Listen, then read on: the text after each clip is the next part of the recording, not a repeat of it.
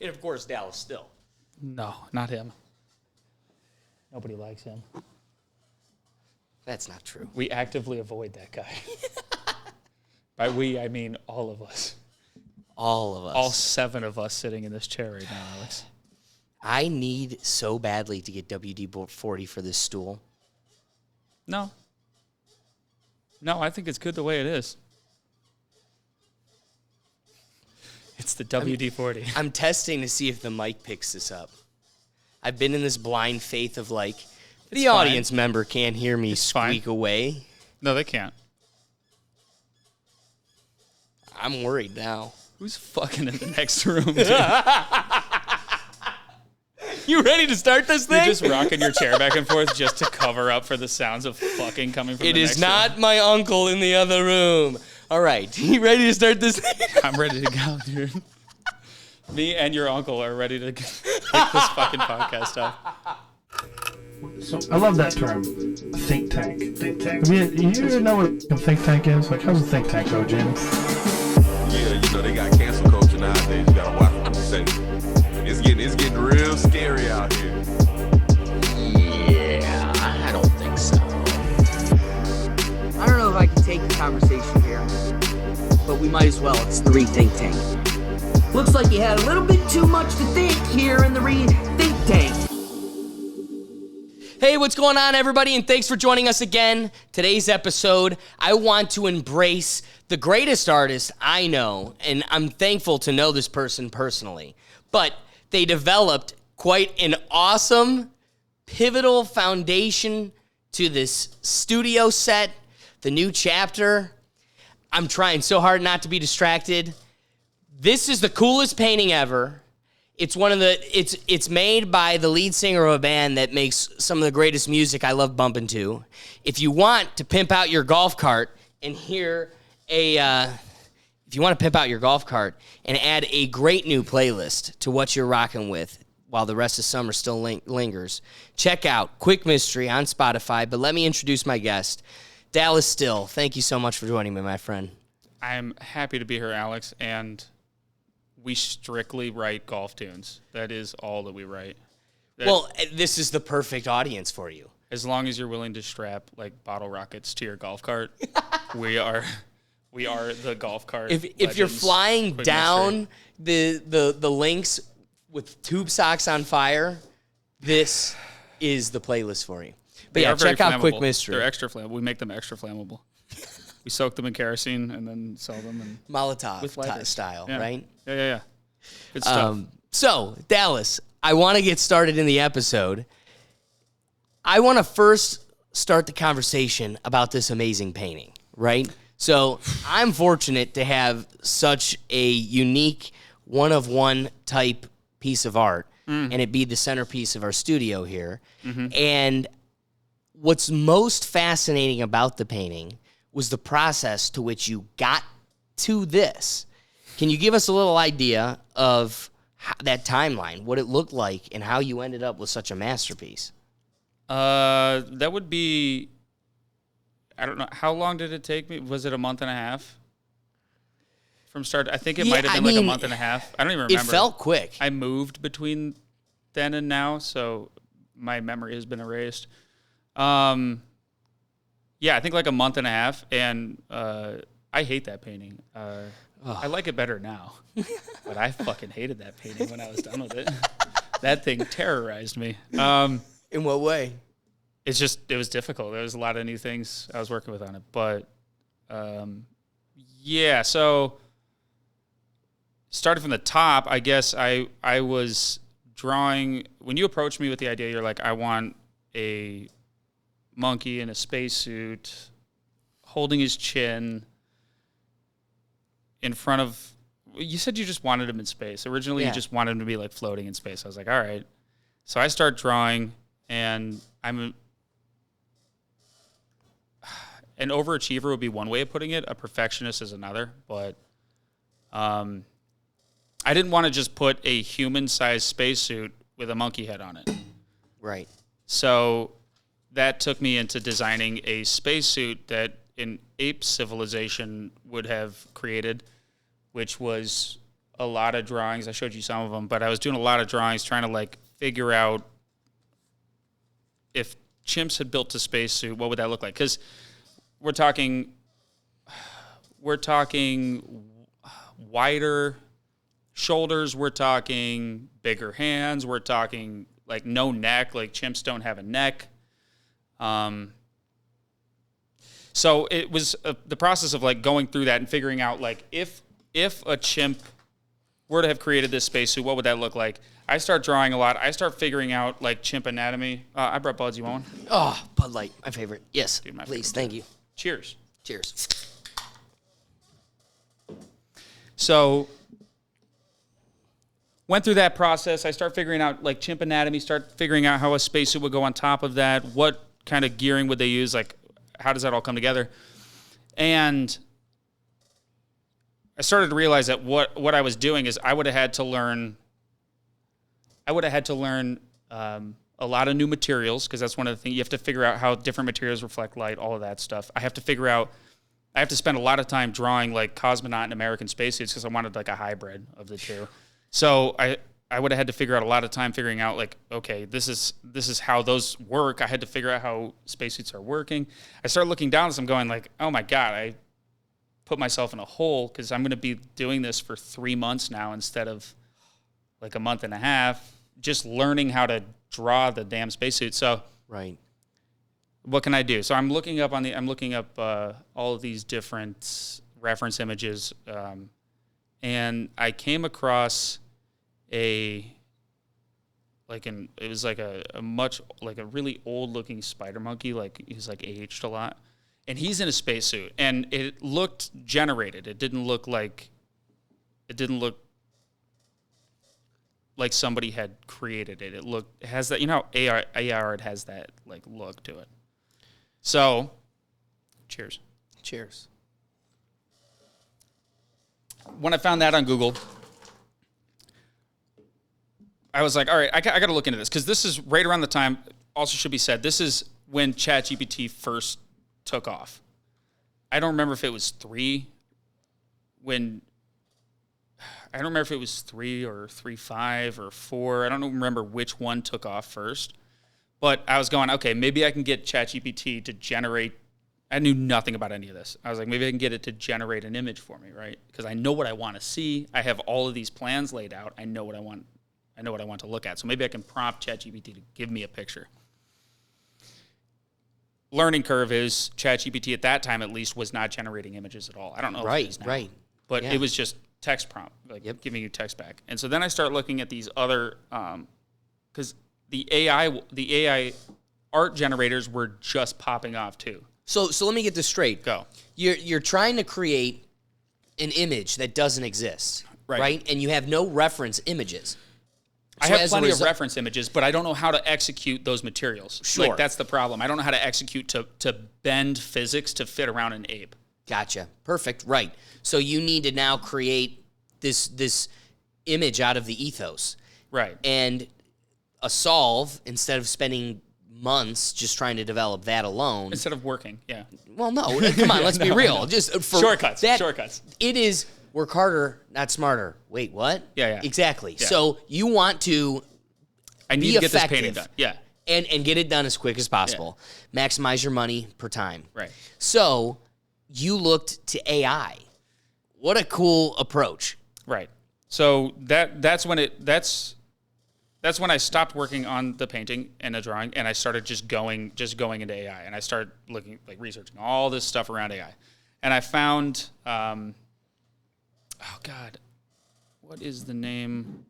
I don't remember the name of the actual program that I use. There's one of those. It's one of those art generation programs, and I don't remember exactly what it was. But I download that. It's is working through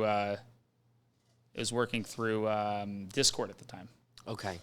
So you put your prompts in Discord and all of that, and then it generates an image for you all through Discord. Oh, cool. So I start figuring out how that's working. And all of my prompts are giving me similar things to what I'm looking for, but it's not hitting it for me. I'm getting weirdness instead of getting the specific parameters. I want half cosmonaut, half American. I want it to look like it's an aged chimp civilization and not just a chimp in a American astronaut space. Like, I want all these things, all these dynamics in it. So then that got me thinking. And this actually turns out people were doing this later. And I went in and I was looking into the news around this and how artists were using it. But up until this point, I had never heard, and all the research that I didn't hear of anybody doing this. But I thought to myself, what if, because ChatGPT continues the conversation with you, what if I can get ChatGPT to give me a prompt for the art generator that I'm using?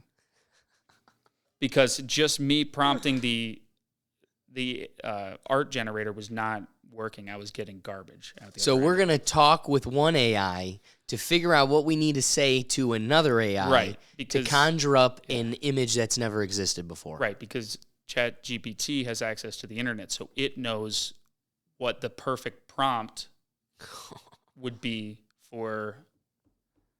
I can't remember the name of the program that I use. So I got in this conversation with ChatGPT, and I'm going, this is what I'm looking for. Just continuing to build out the idea that I'm looking for. And so I was getting prompts back. They were working, but it wasn't working crazy well. So as I continued this conversation, it went on for like 2 days that I was leaving the browser open and I'm talking to ChatGPT. And I finally was able to work it down to something that started producing images that started to look like this guy, which was wild. And so then it came down to picking the one, because art generators still can't do hands. Right. Maybe they can't now. I don't know. But they couldn't do hands at the time. Well, and so yeah, I was here, getting, here. like, glitching Real quick. and like wrong fingers and all that stuff. So I'm going to come join you on this side. come on over. So that way we can put a side-by-side on this guy. If you look, what I got next to it right now is the image that you got from the AI, and there's an ear in like the headphone. The Right. fingers are obviously a little jacked The up. hand is totally different. Yeah. Don't underestimate your talents where you were still able to take not the exact same image, something close to similar to what you're going for. Right. And still make it make sense. It was the best out of hundreds of images that I generated. It was the best that I could find. And I could even give you other images that I generated and saved. But Please. yeah. I want to So- have them on the screen. And they Yo, were I chugged that similar. down. Throw me another buddy. Buddy. Oh, Gracias. almost exploded all over I'm the table. chugging them down, dude. I know, dude. Slugging them. Cheers. Cheers.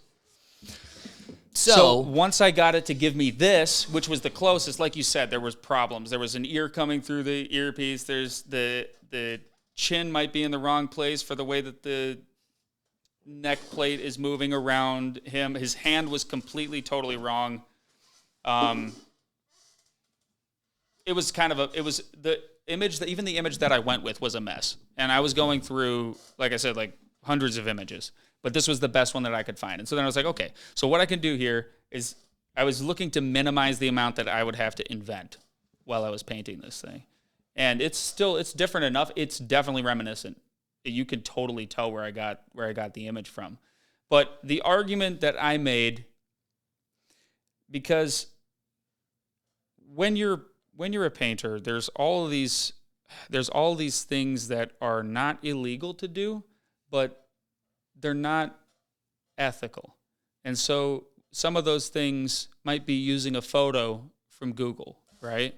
If you just find a photo on Google, it's not necessarily ethical for you to use that photo. If you're using just a piece of it or you're using it as an inspiration and you're doing something completely different, kind of the rule is if you're going to use somebody else's IP, you look at it and then you put it away and you do your art. That's kind of the rule. Because then you've removed it. If you have it in front of you the whole time, then you are copying it, right? In this case, it took me a week of intense effort to generate an image that I could use as a reference for the painting that I knew that I wanted, but it's still... and who's got the So- rights to an image that nobody owns and is conjured Right. up by a machine? I mean, let's talk about an ethical conversation. Like, here's something that's awesome. We get all the fruits to a competitive market in art and tech and pick any field. That innovation is due to competition, right? Sure. So I want to encourage you to want to make better paintings, make better music, make better whatever. Right. Because there's an incentive. The only way you can narrow down and in a social realm make a reality a financial incentive, the only way to make that happen is allowing people to financially profit off of that work, right? So now you need to isolate ownership and allow, and that made sense in a world where the medium was limited to CDs. The medium was limited to an 8-track. But at a certain point, the tech and the limitless restrictions to its medium is going to make this unmeasurable, impossible to monetize, impossible. So soon, I think in 100 years or 1,000 years, if we don't blow ourselves up to smithereens, art's going to lead to a place where people are making art for art's sake and never a financial incentive because there's no way to monetize that. My theory being this: AI is creating a world where I can have Kanye West sing an Adele song. Who owns that? I prompted the AI. Right. Bob owns the AI. Kanye, it's his voice. And Adele And his and body of work. her exactly. And That the AI is referencing. and Adele, not just Adele, but her record label, all Sure. owns the rights to the song that Kanye's now that's singing. How about this? This election, I'm calling it now. I can't wait to reference this bad boy years before. But in this upcoming election, you are going to see there will be the most credible piece of evidence in the court of law is videos. That means the thing we lean on the most is video image evidence. Cool. That will become significantly compromised, and we won't be able to determine what's reality in a world where I can make an AI have DeSantis peeing on Russian whores. And now we won't know what's real. And this is my belief. There will be a world where we can have everybody doing everything. Half of us are plugged into a metaverse, and we have lost an ability to distinguish reality from this fictional world and who owns what. There will be so much. We've left the age of information where we're building and creating information. Now we're in a world of curation, where now we're curating it all. So we're going to get to a point where there's so much, it's impossible to curate who owns what. And I'm of the belief where this is a cute belief in our little silly monkey world right now, but this is not going to be the case in 100 years, 200 years. And don't you want that? Make the image, do what you do with the image. But can we also agree, if I'm sitting here talking about, I don't know, pandas in China, like, yeah, dude, what's the giant company, Getty or whatever? Getty Images, I bet owns that picture. At the same time, screw you, Getty. This ain't the same thing. This is my commentary on your, this is the remix. This is I've taken your thing and made it something new. And so let's agree. I can't take Toxic by Quick Mystery, print it on a CD, and sell it. But also, there's got to be a world where if I've got Kanye singing Quick Mystery, Toxic, and come get me. You're kind of sick. Boy, would So let me ask you a question then, because this is where it comes. This is what I think is beautiful about this whole revolution.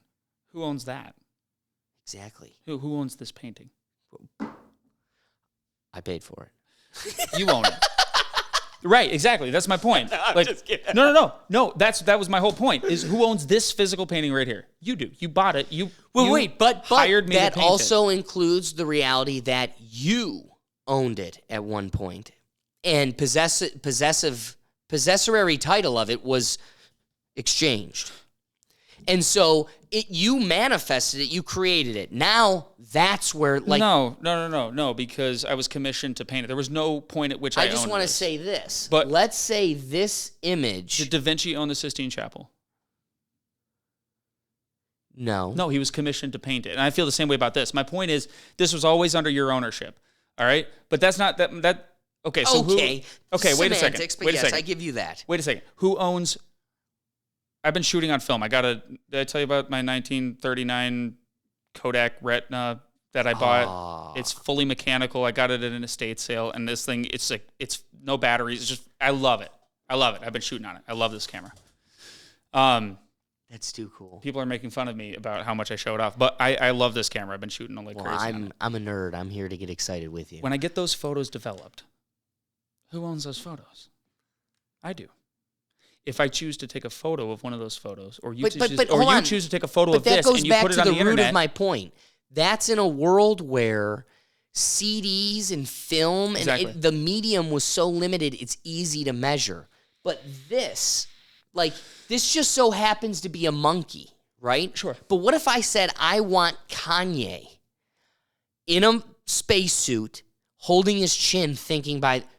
It's a human... Now, dude, I think about this all the time when it comes to paintings and people got Scrooge McDuck on a dollar bill. You're just lucky Disney hasn't found you. That's what that is.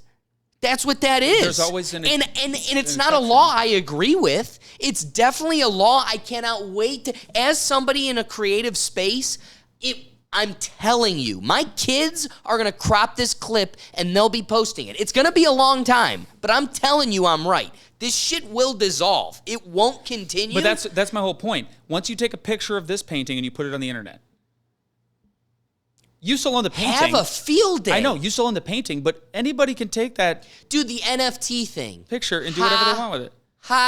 What are you doing, dude? It's a picture. That was everybody's... I don't think they've figured NFTs out. No, they didn't. There's more to it. There's something there, okay, but there's something there. Yeah. I can't wait for everybody to... What was unique about an NFT, what made it special was it is a unique, unrepeatable, uncopyable code. You own this ticket. Right. And you can do anything with it. You can make it a ticket to a show. You can make it a thing that gives you a gift. Anybody that has this special key gets a game, gets to play this game, gets to have something mailed to them. Whatever the case may be, it was cool that we developed a system that was unique and unpenetrable. Digital key. At the same time, a picture, here's my NFT on the screen, a picture of a mongoose wearing Squid Game's clothes and a Ninja Turtle mask does not, I own nothing. Like this, I own the code to that picture, but here's the thing. Somebody takes that picture and they put it on a mug. Do I have the right to sue them? Yes. Will I win? Yes. But at the same time... You're not gonna. Exactly. Yeah. And go and do something with that. Screenshot it. Exactly. That's when you go do it. But let's also you get rid of the background. You make it something different. Who am I to say it's an NFT? That's what I'm saying. The picture itself is stupid because do whatever you want with it. As long as you change it, it's different. So I think the broader picture for me is I think that we're in an age of surplus. We're in an age of, I know there's still poor people all over the place and people that want all over the place, but we're in an age of incredible wealth. Most people aren't hungry. Dude, you're right.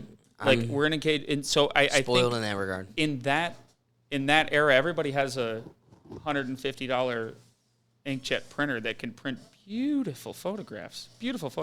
So I think that people are craving rarity in an age of surplus. You're craving something that you can hold on to, that 74 Corvette that I've been driving around.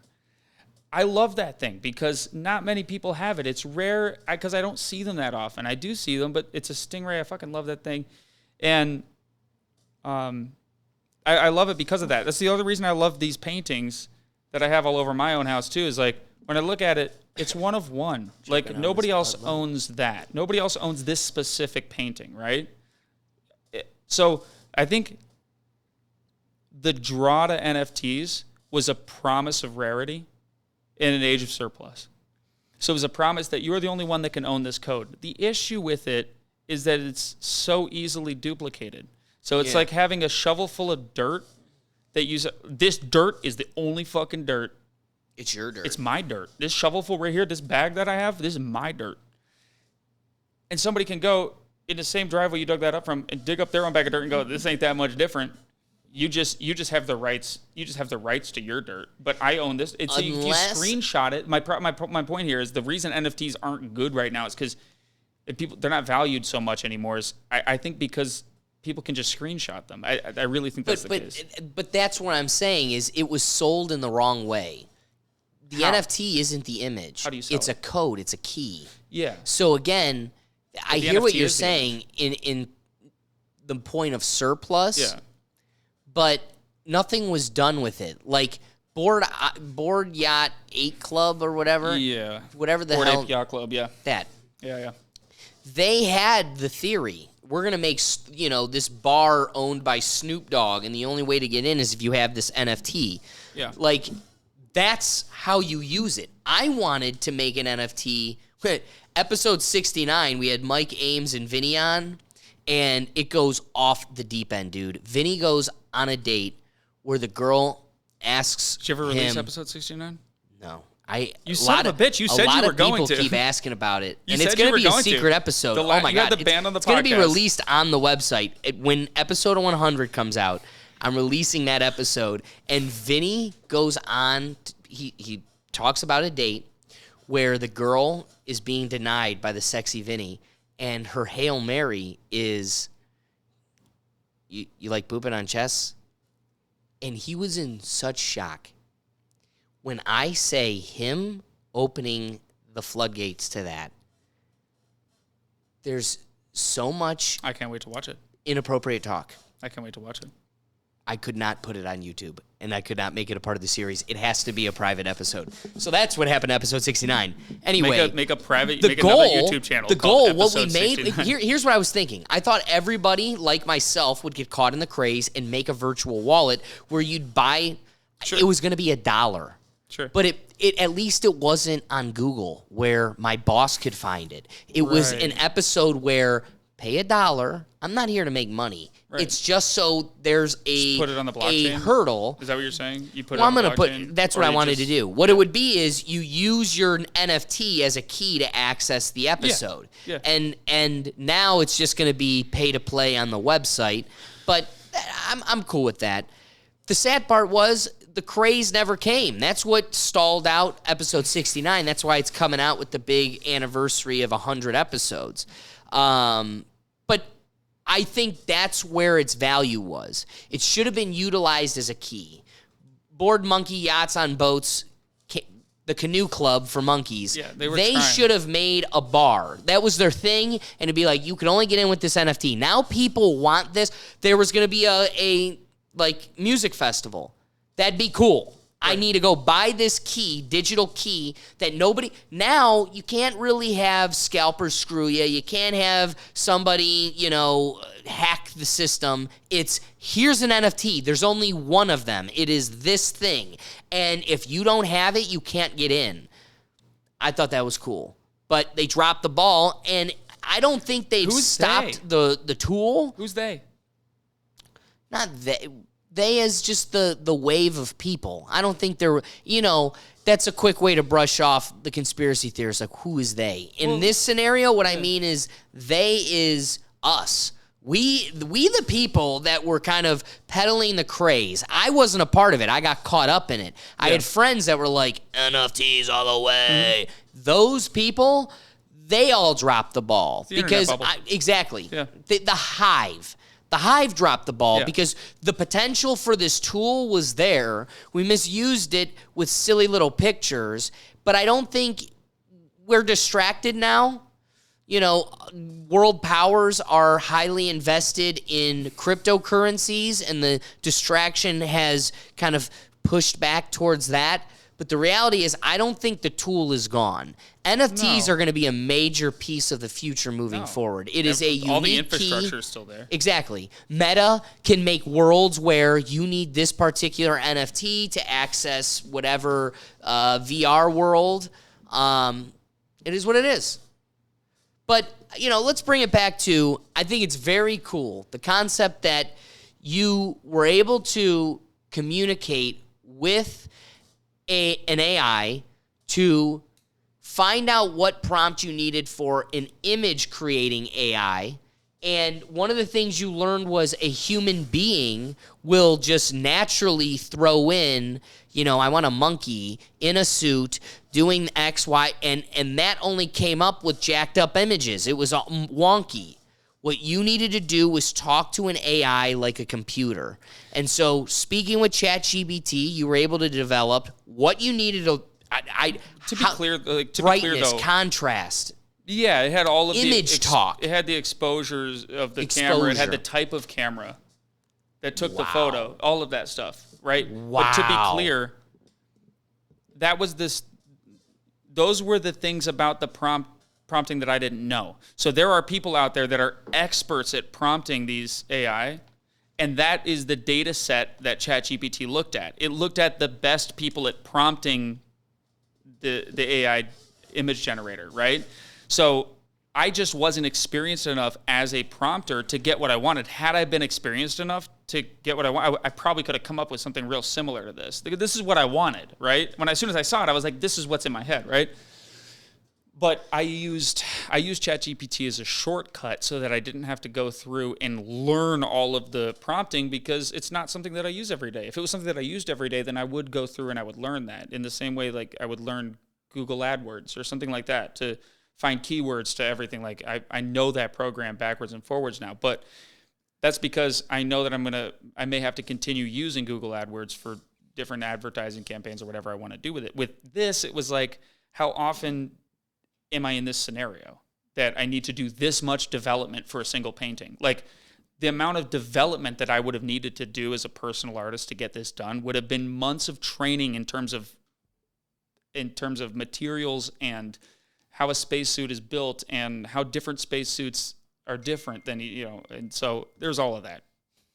Yeah, painting was wild. I gotta say, dude, I can't thank you enough, because anything that I would have imagined, sincerely, I mean this, anything I had in my head didn't hold a candle to this thing. I mean, it's even got the re on it. This thing is gorgeous, and I can't thank you enough. Huge learning curve for me. So it was a massive learning curve. So I learned a lot piece. For it. So I appreciate it. I appreciate you asking me to do it. And now you're part Neuralink, because this thing was assisted by the future technology. In a very weird, conflicting, confusing way as an artist, because generally, like I said, you won't go to Google and pull images off. You don't use the internet to find exactly what you're going to paint. But in this case, it was very strange, because I was using every bit of data that I would have used myself to create the image. If I had taken all that time to create the image, that would have been all the data that I would have used, except I just took a shortcut and used ChatGPT, which is a weird, conflicting place to be as an artist and to figure it out, to kind of figure out how to manage that. I love that. I love that, dude. Bud? Yeah, I was just saying, I just choked on this Bud Light. Uh-oh, she's running. Nice catch. Bud Light's on the run. Cheers. Cheers. Sir. So, let's Did you pour one out for the homie? I'm chugging them down, dog. When it comes to topics, let's run through them. Ready? Go, you got some stories. August, let's go. Drunken California judge gunned down his wife in front of his son, asked cops to shoot him. In the court documents, he went up to the cops and he said, I fucked up. Like, that's what you do when you get in like a fender bender. You're like, I definitely took a left. Too much straight gay into beer. that dude's door. I fucked up. I'm sorry. Except he shot his fucking wife. Dude. What, did they kill him? No. So he shot his wife at close range. Their son called 911, attempted CPR. She, of course, died from her injuries. Shortly after her son's 911 call, defendant himself called 911 to report vaguely that his wife had been shot. Oh, man. When asked whether he shot his wife, defendant responded, I just love a judge being referred to as defendant. Defendant responded. This is a judge? Yeah, dude. Oh, I totally missed that. It's a California judge. Oh, wow, I totally missed that. Who gunned down his wife. I just heard California, man. Dude, it's Wow. all the Bud Light. Okay. So, that's why I'm reading this, like, referring to a judge as defendant is hilarious. wild. Responded, and he didn't want to talk about it now. I just don't want to talk about it. I don't want to talk about it. Did you kill your wife? I just don't want to talk about it. My lawyer, a.k.a. my Esquire degree, says I don't want to talk about it. Yeah, exactly. What the fuck, dude? What the fuck? Okay, however, according to the filing, when responding to officers who arrived, he had more to say. In slurred words and reeking of alcohol, judge, first he asked them to shoot him. Then he offered several spontaneous statements. Oh, no. What the F did I? Well, I guess I'm gone for a while. He allegedly told officers in part for in the exchange. Oh, my God. My son. F me. What an A. Oh, so he's trying to put it on his son? What a dick. Is this dude... He sold me out. I thought we were homies. My God, dude. We're in this together, son. His son is like doing CPR on his bloody dying mother, and this guy's like, "What the hell, man?" I said, "Hold me back." He's got his fucking shotgun out. What the fuck, dude? I said, hold me back. Mom is dead because of you. You were supposed to hold me back. I just wanted to look tough, man. He's just trying to look tough. I didn't want to shoot her. Jesus Christ, dude. Okay, your honorable Judge California Democrat, what do you plead? I plead self-defense. I just wanted to look cool. My son didn't hold me back. Did it for the talk, bro. All right. We got Captain Elvis flying planes here. A pilot dies in a bathroom on a flight to Miami carrying 271 passengers. A pilot. The only pilot? Actually, it's from Miami to Chile. Well, that makes sense. Pilot. Yeah, it makes a lot more sense now. Like a Miami bender, and he's like, "He's going bang." He's like, "I fucked up." An airline flight pilot died after collapsing in the bathroom. Oh, I was totally picturing on the toilet. Oh, man. Captain Ivan Adwar began feeling unwell 3 hours into the airline's flight from Florida to Santiago. After collapsing in the bathroom, he received emergency treatment from the crew. I feel like, okay, in a world of clickbait, in a world...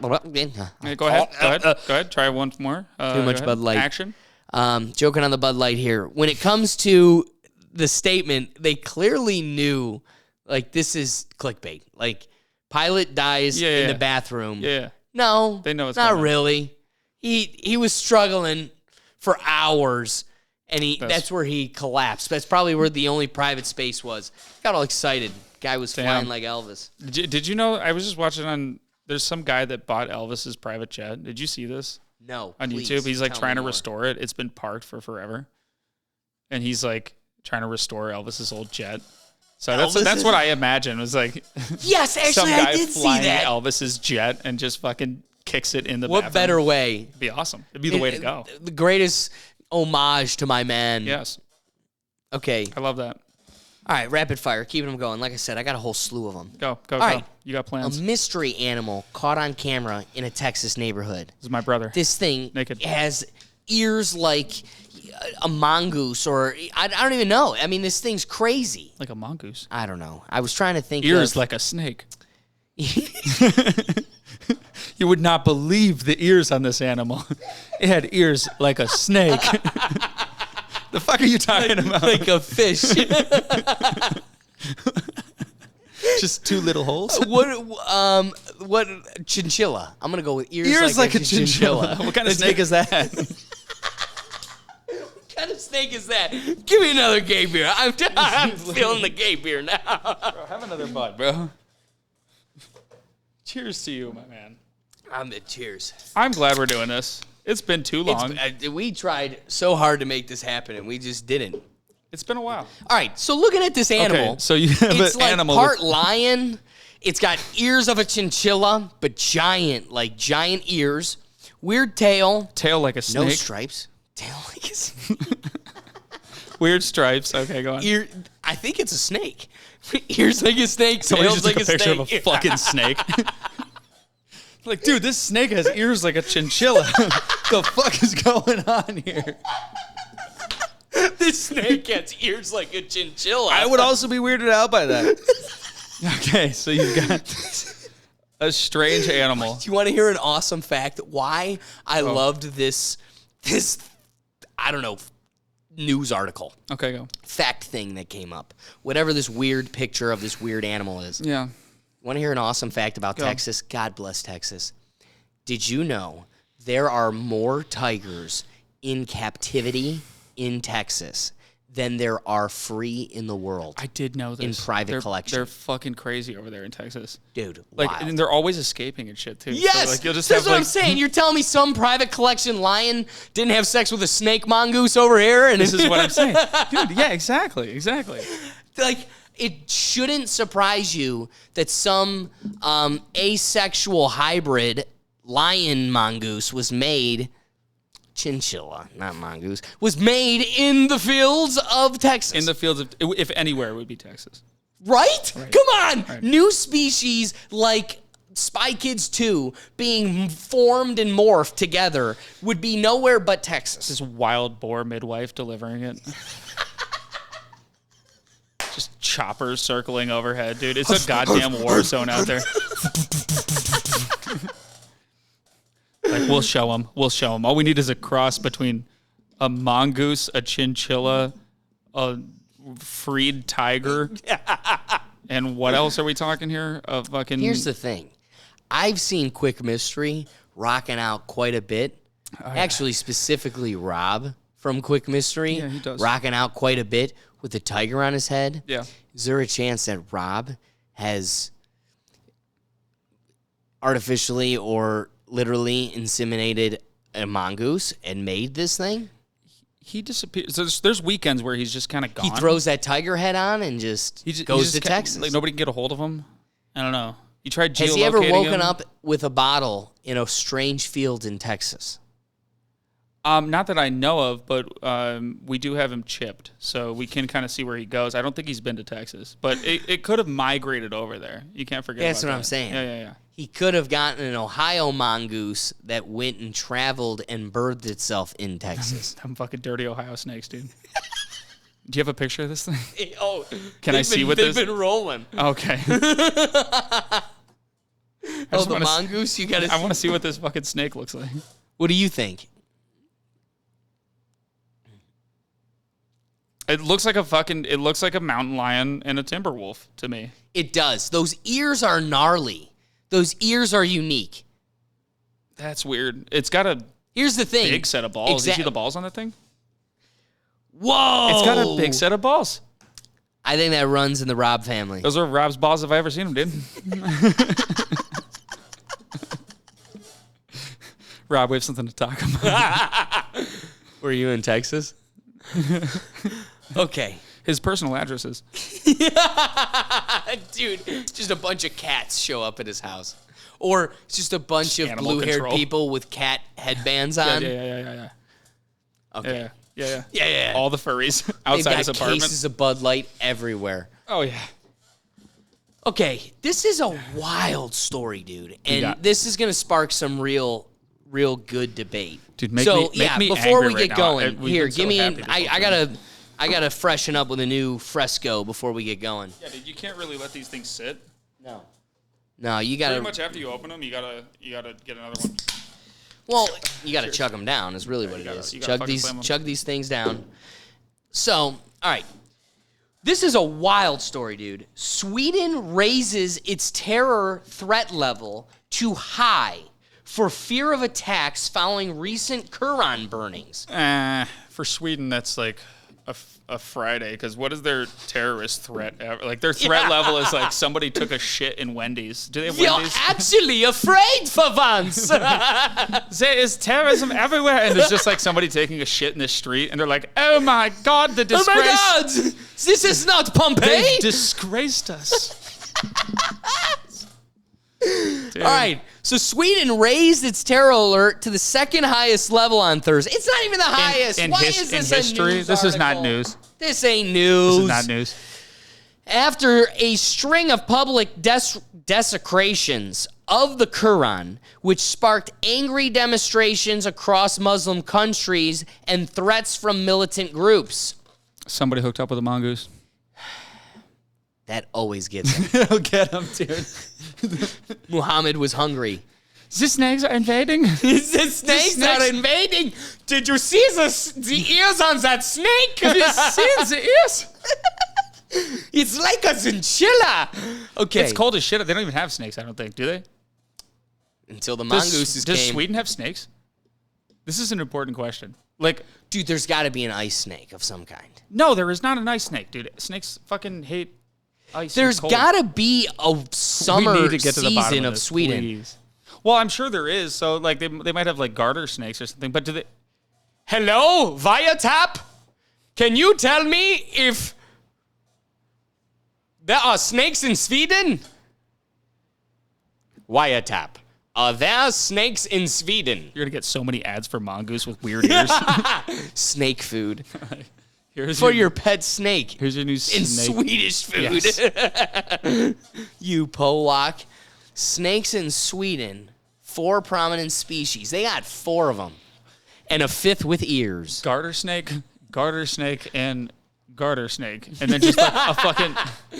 And a gardener snake that wears a wooden shoe.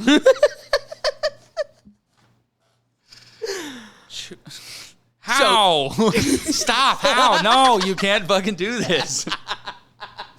Go back, rewind that first. Prime Minister Ulf Kristersson noted that Swedish Solid interests name. abroad... Solid name.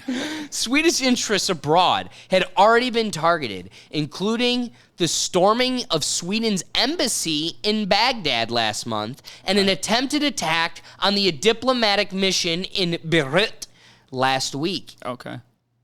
This comes from Kristersson.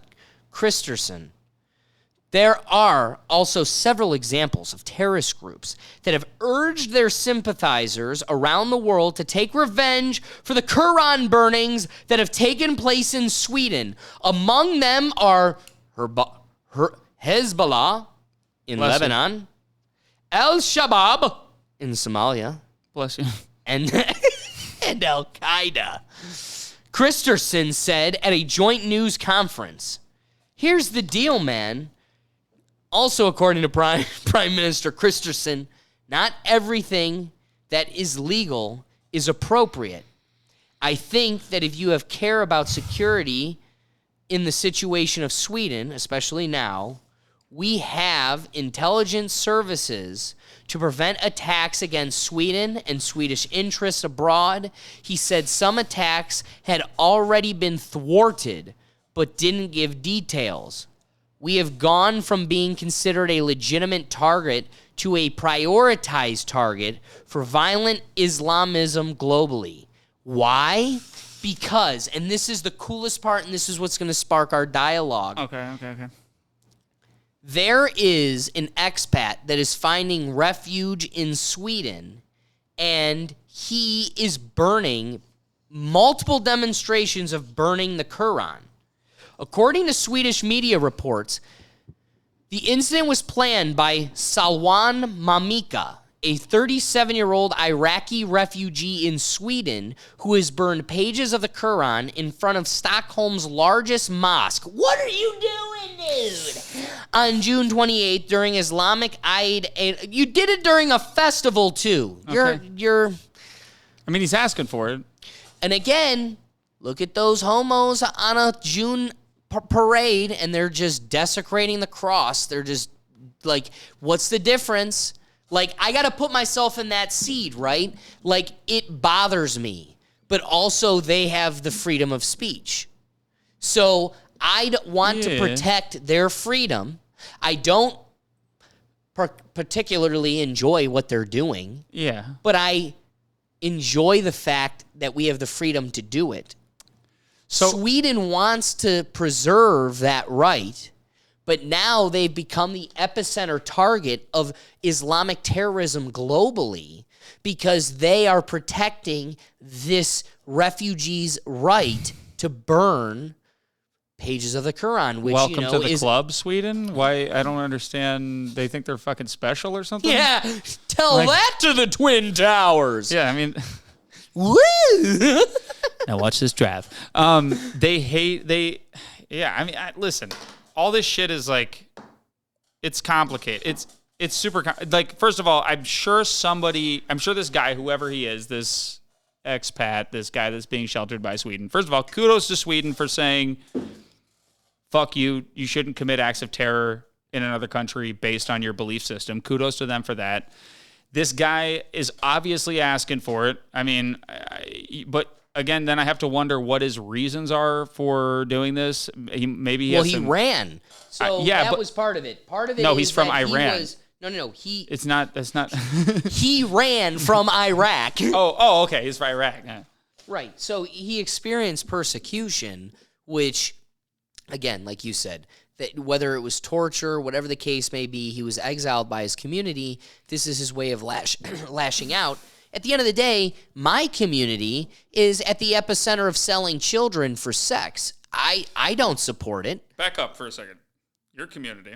Yeah, we're in America, dude, and our government is up to nefarious things. Like, it's not me and it's not you, but it's our government. You're going to the wrong church. You might need to reconsider. If your community here, if you're living in the wrong people do gun love that stuff. No, so it's like, hey, listen, we're being persecuted because we're just trying to sell some fucking kids, and they're not letting us. All right, okay, you broke my neck with that one. No, but again, okay. I live in a country where I love its benefits. I love being a part of it. I'm a patriot. At the same time, I know the dark corners of its mechanism. Yeah. And I need to recognize, similar to this person, do you want to live in a world where I speak out against my people? These are my people. I pay its taxes. Sure. I live and support its welfare. Yeah. And at the same time, I have the right, and it would not be the community I want to be in if we disarm the ability to criticize it. Sure, because that's going to get turned on you. So let's acknowledge the immense value to this guy's ability to criticize rightfully or wrongfully. Oh, Like, don't forget, there's a guy with a mustache in a van that's like, can you believe these guys won't let me talk to that 15-year-old? Right. So, like, he's upset. Yeah. He's also outnumbered. And we disagree with him. And if you want to be a part of our group, this is the rule. Greater society is still like, don't sell kids, Don't So here's children, what's interesting. Which is awesome. There is a group of people. I've been to Oman. I've been to the UAE. These are countries that run on Sharia law. So their law is based on a religious book. Yeah. That book, the Quran, which he's burning pages of. He's burning pages of. It's funny. We live in a world where we have a lady in a hijab, and she goes, just let me wear my hijab. Stop discriminating against me. And again, yes. Oh, I'm sorry. Yes, I know specifically who you're talking about. her, because don't forget, she was exiled by her people because of what she did in her she's hijab. like, just let me take this off. So, go ahead.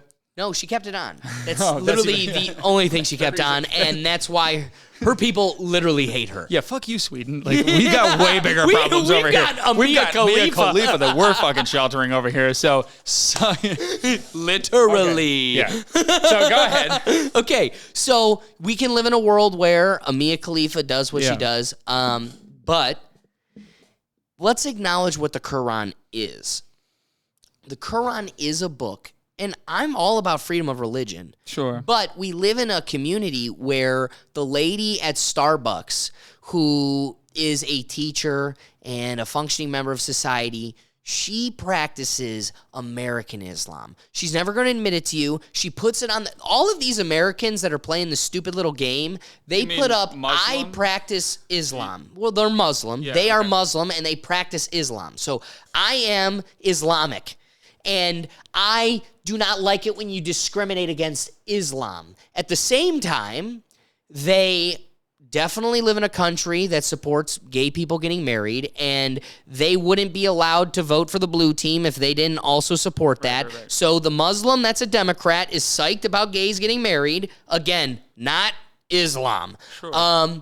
They sometimes wear the hijab, they sometimes don't. And so you've got an American who's, I'm Islam, I'm a victim, but at the same time, they don't even wear the hijab, or they may. So acknowledge, like, I'm Catholic, but I'm my own version of Catholicism. I don't go to church every Sunday. I have to acknowledge I'm not the pure version of this. Right. So we need to acknowledge that acknowledgement, what it does is it divides fiction from reality. Yeah. These people are victims because they're Muslim, but you're not. You're American Muslim. These people want to kill gays. They also think women shouldn't be allowed to drive. So acknowledge you're cherry picking the religion, and now it's something different. I support the something different. I support whatever you're doing. But if you are supporting it at its purest form, you are supporting killing gays. You are supporting these stories of Muhammad. And there's a lot of great fables in it too, like great stories that push morality and are a good compass for many people. I'm never going to discriminate against that. At the same time, we need to acknowledge what it is. Have you read the Quran? Yeah, I did. For these studies to go to these Muslim countries, we're reading it, and you're just like, whoa. Well, a lot of these things work, but a lot of these things are pretty outrageous, a little ludicrous. I can't believe you're asking this of people. Kill gays? That's the thing. And when you want to ignore a giant pillar of the thing, it's something different. And so the only reason I bring that up is this is a dialogue that is lost in the news headline. Like, there's a conversation you and I are having, and that's the national interest, the policy consideration of a world leader. I am Sweden. Do I protect this guy who's Iraqi? He's not even Swedish. Do I protect his right to burn this book for the sake of the principle of this policy? Yeah. I'm coming from a Catholic perspective where they go, look at priests. The only reason I think it's different is you can't damn Joe Schmo in Kansas that's just a good person going every day for a priest because the priest broke the rules of the book. There's nothing in the book that says do that to children. They broke the rules, where in fact in the Quran has a couple unpleasant rules. Sure. And for you ignorant folk out there, I implore you to pick it up and prove me wrong. But okay, so a couple, you had a lot to say on that, but to pull apart a couple of things there. Because of that, I'm parched. Do you mind? Yeah, I got you. To pull apart a couple of things, for me, dude, we're about to kill this case. Cheers. That's a good case. Cheers. To pull apart a couple things here, for me, first of all, I am entirely non-interventionist. So I could agree.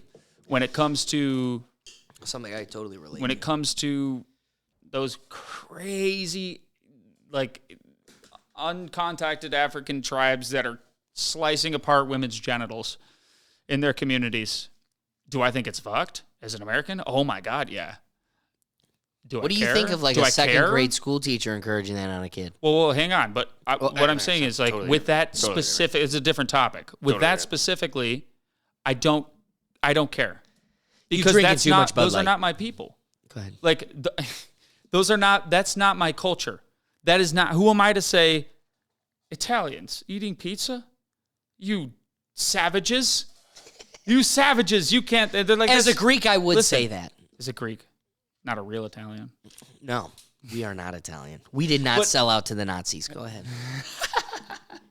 You're like holding on to that. You're like, this is the one thing Greek did right, or the Greeks did right, dude. We're awesome.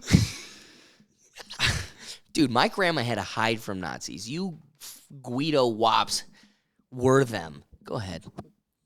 There you go, Vinny. Suck it. 69 canceled now. My 69 canceled. This is episode 69 and a half. As far as I'm concerned, what people do in their own countries, we can have our opinions on it, but I really don't add any value or weight to my life based on what they do. Do I think it's awesome that Sweden is protecting this guy?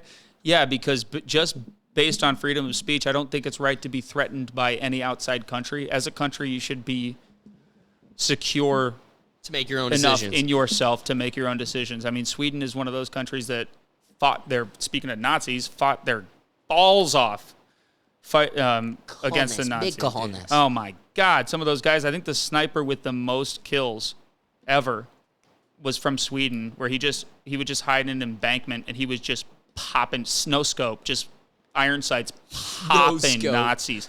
Oh my God. He was killing regiments. They called him He was making the White zombies Death. that you fought later. Incredible. But I mean, for Sweden, it's like, stick to your beliefs. If your belief is that freedom of speech should be allowed, then allow him to do that. I think in this country, let me say something based on Islam, on the culture there. I don't see American Muslims causing chaos in the way that you may see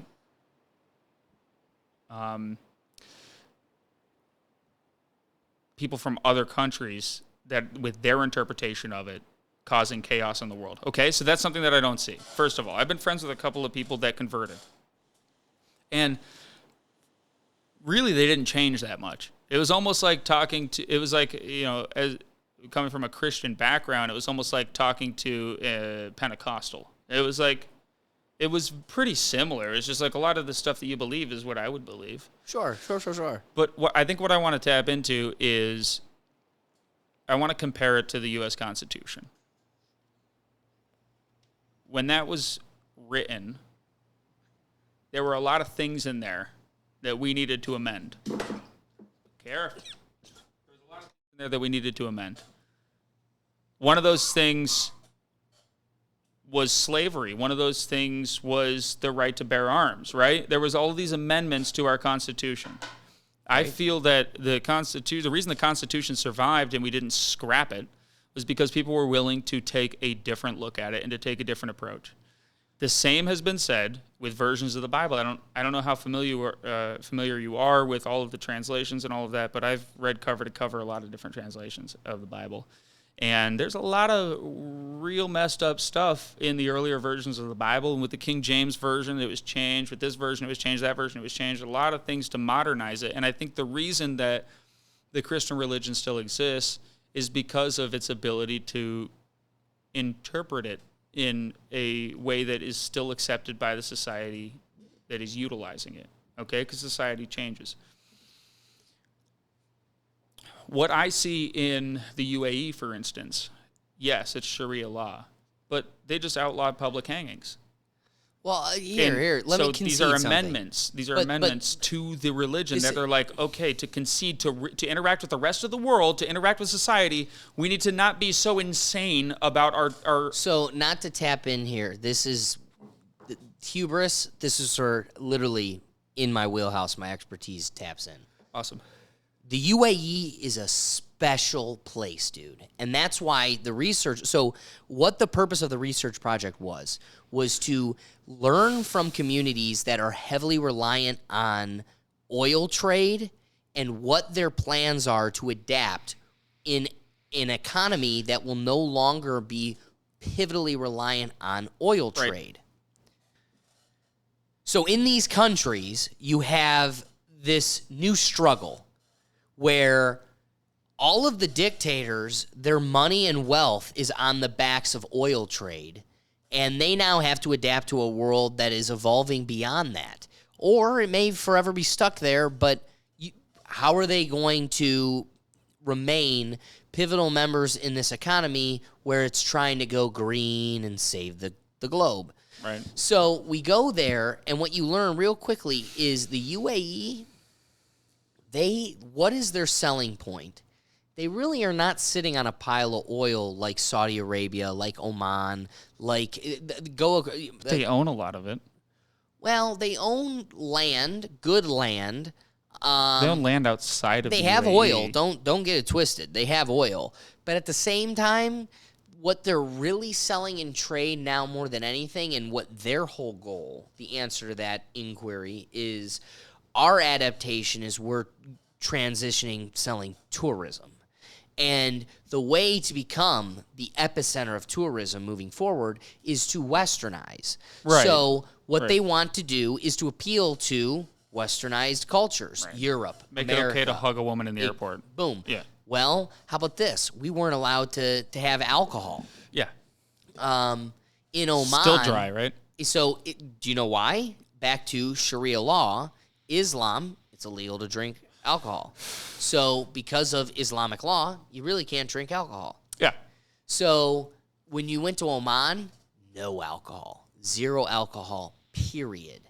In Abu Dhabi, you could land and get some alcohol in the duty-free shop, but you could only drink it in your hotel. You couldn't be found drunk, and you couldn't be drinking it publicly. Okay. So there was no restaurants. It didn't exist anywhere. Yeah. Funny story, I'm probably 21 years old, and we drink, me and a friend, fraternity brother, we're on this trip. There's maybe 12 of us.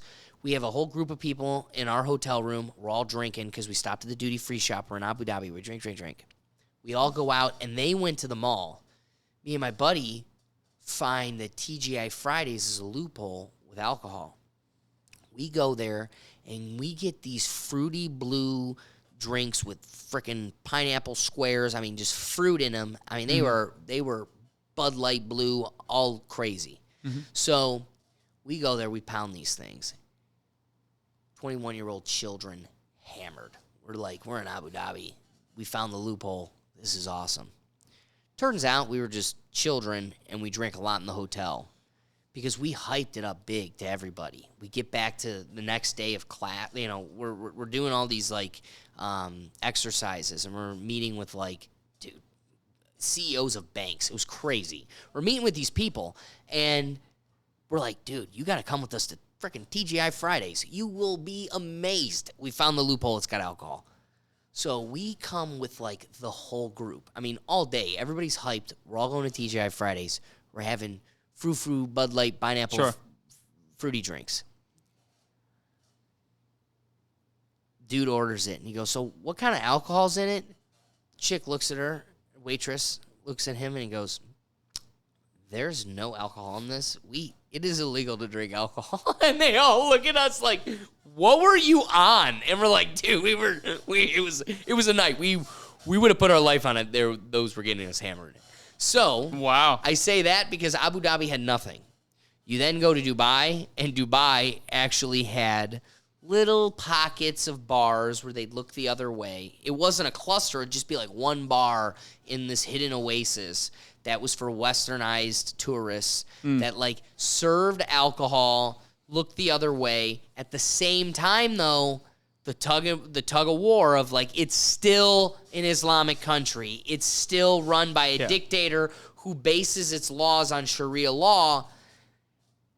We had a bunch of kids that found you've been to Las Vegas, have you? Where they got those little they've got these little cards for prostitution, and you'll be walking the strip and people just hand them to you, and it's got girls on them. So these guys, a couple of guys on our trip find collections of these cards. And we had one of those cool professors, right? I'm one of the cool professors. He became too buddy-buddy, too same level as the students, to where the kids took a ton of these cards and slipped them in the crack all around the door of the professor's door in an Islamic country. Oh, no. Where some mom calls the hotel, some Islamic mother finds this, calls the hotel. Pornography. Dude, it was something real. They almost got their passports taken away. Yeah. They had a whole meeting. They almost had to go to the embassy. It turned into some whole crazy thing. So I say all of that to give you a spectrum, saying Dubai is the most westernized. Sure. And I imagine it being a decade, it's probably gone even more westernized. Abu Dhabi has probably gotten a little bit further down the line too. But acknowledge what Oman is. You got to understand what Saudi Arabia is. Oh, so, like, yeah. we're No, I'm not talking cutting about- it we're short ta- on there at like, all. There's They still there's cut a people's whole hands off for stealing. Yeah, I mean, Qatar. You can. There's a whole slew of countries that are run by dictators that base it on Sharia law. That Sharia law is Islamic. It's Islam. It's you're using a religion as a political law, and it's a dangerous place to be. At the same time, though, so listen, we've created now an extremely long dialogue explaining where we're at. Sure. Simply for the purpose of there's some wild stuff in those laws. No Who doubt. doesn't want to live in a community where someone has the ability to speak out against it? At the same time, you raise a great point. Can you speak out in China? Well, and they've got Muslim Uyghurs in Uyghur camps. Are you aware of this? Oh, yeah. So, Oh, yeah. again, this is ironically, my- you this talk is my about putting point. the It's shoe like- on the other foot. Can you speak out? Like, there's so many examples. You're using one example, which I get. I get it, because it's probably the last, I would say, the Muslim faith, Islamic faith, is probably the last real hyper-conservative bastion of religion. Everything else has been amended and ratified to fit current times. I'd say, like, I can't think of another religion that is that intensely conservative, right? Because that's what we're saying. It's a very... But could we agree then that that is the symptom of globalization? Like the more that so think of it like this. You've got camps. Take 3 different camps. In camp 1, you've got people that are all the same. And most of them are successful. If they don't pull their end of the weight, they're just killed off. And so there's just this meat of people that all benefit from the fruits of their labor, but they have no freedoms, and they are dictated by a controller. There's a middle group where they have all these weird freedoms. At the same time, they've got this evil dark group that's controlling them, that's doing all this shit across the world. But at the same time, they've got this illusion of freedom. You get to watch them frock and frolic. They get to say wildish stuff. They've got a Barbie movie at the same time they embrace a giant nuclear bomb. Like, they've got the freedom to do that. They've got the freedom to make a movie of interviewing a dictator that wants to blow up the world and mock his very existence. I'm not following you. So you got... And then the third camp is something somewhere in the middle where, or more severe, something that's even more of a variant. The reason I bring up the multiple factions is in a world where you've got one camp looking at another camp. Because here's what's happened. Before, without radio, without telegram, paper, there was no ability for one camp to communicate to another, to even know of the other's existence, their plights, their struggles, what they're going through. Yeah. So it was much easier for Camp 1 to control all of the fruits of that camp, to control all of the successes and disadvantages of its group, because there was no outside communication. They were able to keep it, in its own echo chamber, alongside another group that was living in its own separate way, but also had no way of knowing how maybe they could better themselves too. They don't know of how other ways are done. Yeah, there's books. Yeah, there's history. At the same time, there's no communication with another being living its experience at the same time. I could learn about Julius Caesar and his experience in Rome, but I'm not experiencing an English person and a German person and an Indian person at the same time of my life. And so what has kind of disarmed this, and you made a really beautiful point. You're like, I think it inevitably leads to X. I've made the point forever that I do think we have not a new world order. I do think we have a one world government. We become planetary. We become one giant world. But the only way for that to truly happen is we need to acknowledge how different we are from each other. And for that to be successful, we need to allow ourselves to be locally policed and locally kind of controlled. So the United States is the perfect example because you have 50 countries, dude. If you take Ohio, North, Middle, and South Ohio, they're all so different from each other. But they're all Ohio. And that should go to show you that we could be even more localized. Like, we are all so different, but also we're all human beings. It's the metric system of ruling. Exactly. So I think all now breaks down into tenths. It started with the telegram. It started with the radio. It Yeah. started with the newspaper. But now I can literally talk in real time to a person struggling in Hong Kong. There's no filter. Right? No, it exists. You're there. There's You're no filter there. I'm anymore. talking to you. So You're in Brazil. Go do chat roulette, and you will talk to a person in every random corner of this world. Yeah. And we compare notes, and we get to know what's going on in other parts. And now, that's the worst part to the government control was us being able to see behind the veil. It's the Wizard of Oz. The internet, me being able to talk to the Indian guy and the Antarctic guy and the South American guy and the Australian guy, us being able to talk to each other has allowed us to pull behind the curtain and go, it ain't a giant talking head. It's this dude behind a curtain. It's an old guy.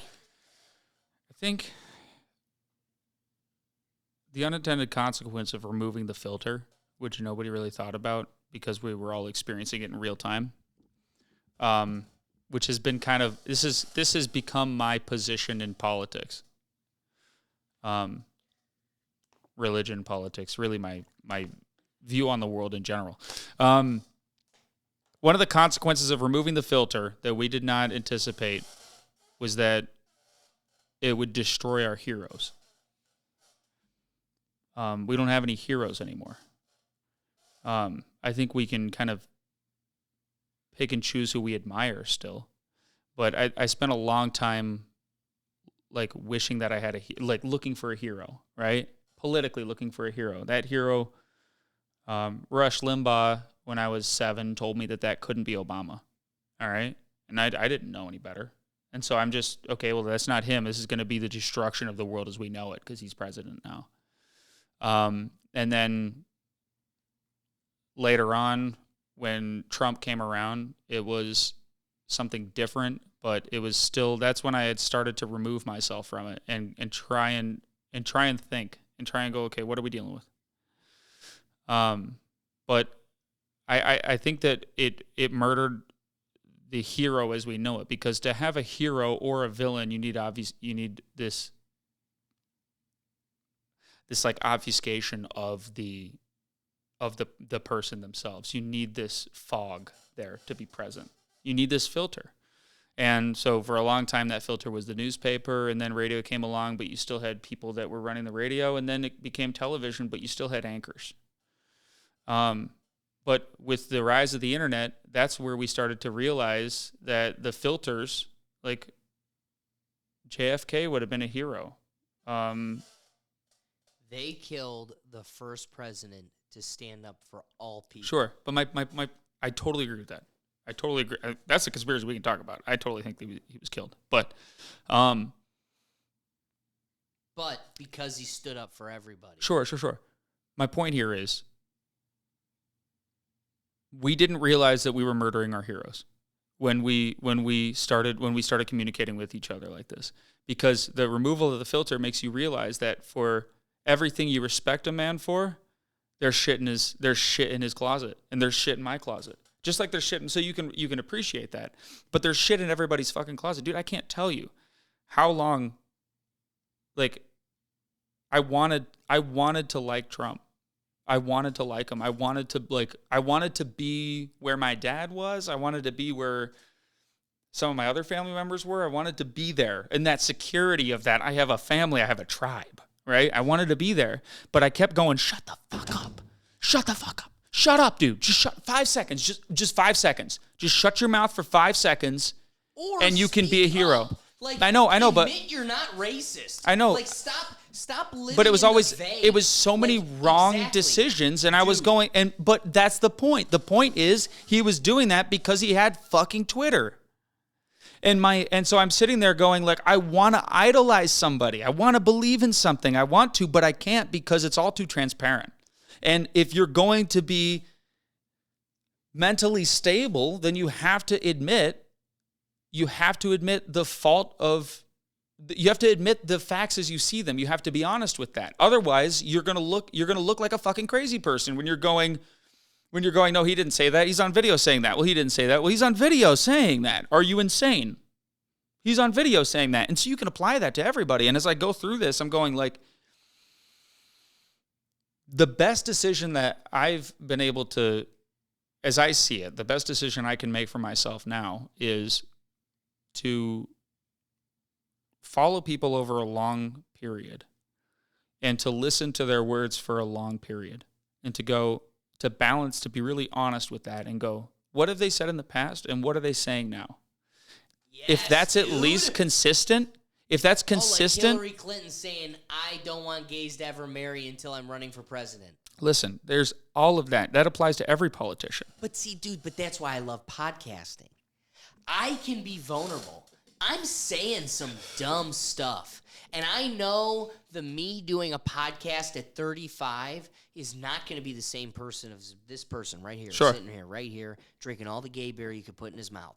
All I'm saying is that person will look back and go, straight ignorance. At the same time, this is me. I'm being me. And I can wear my heart on my sleeve, being vulnerable, knowing that you've got...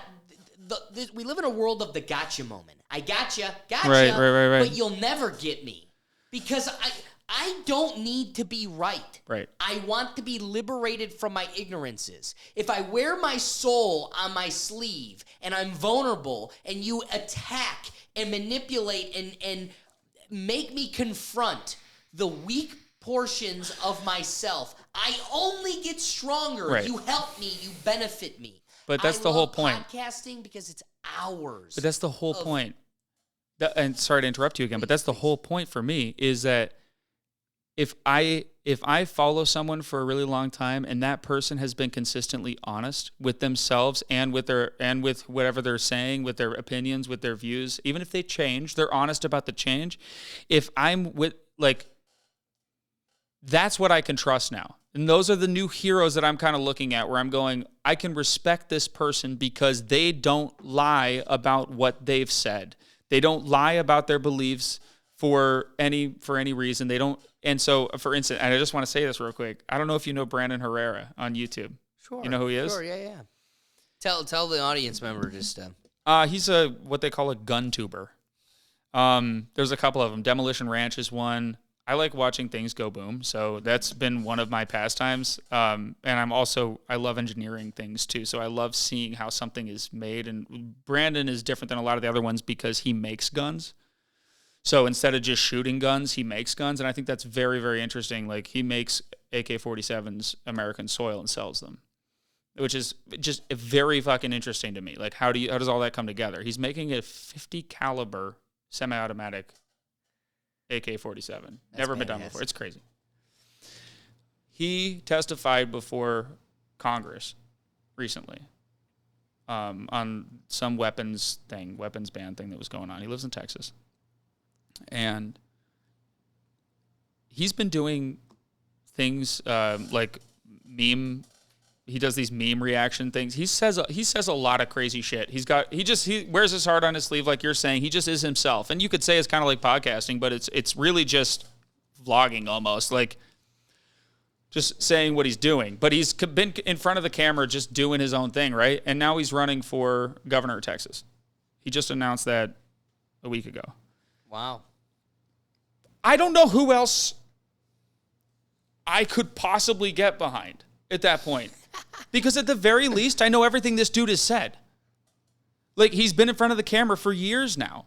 I know what his beliefs are. I know what he thinks is right and wrong. I know where he's going with it. And at least at that point, it's like, at least I believe that this person isn't going to go straight into, at least I know that he isn't in it for himself, right? Exactly. He's not just going in. He's not just running for this just for laughs or for clout or for anything like that. He's not changing his opinion for all of this different. He's been the same person the whole time. And I think when people ask themselves the question, why the hell are we getting a game show host as a president? Why are we voting Arnold Schwarzenegger in? It's because people want to believe in something. They want to believe in somebody. You're so right. And But that also goes to show, here's what I always say.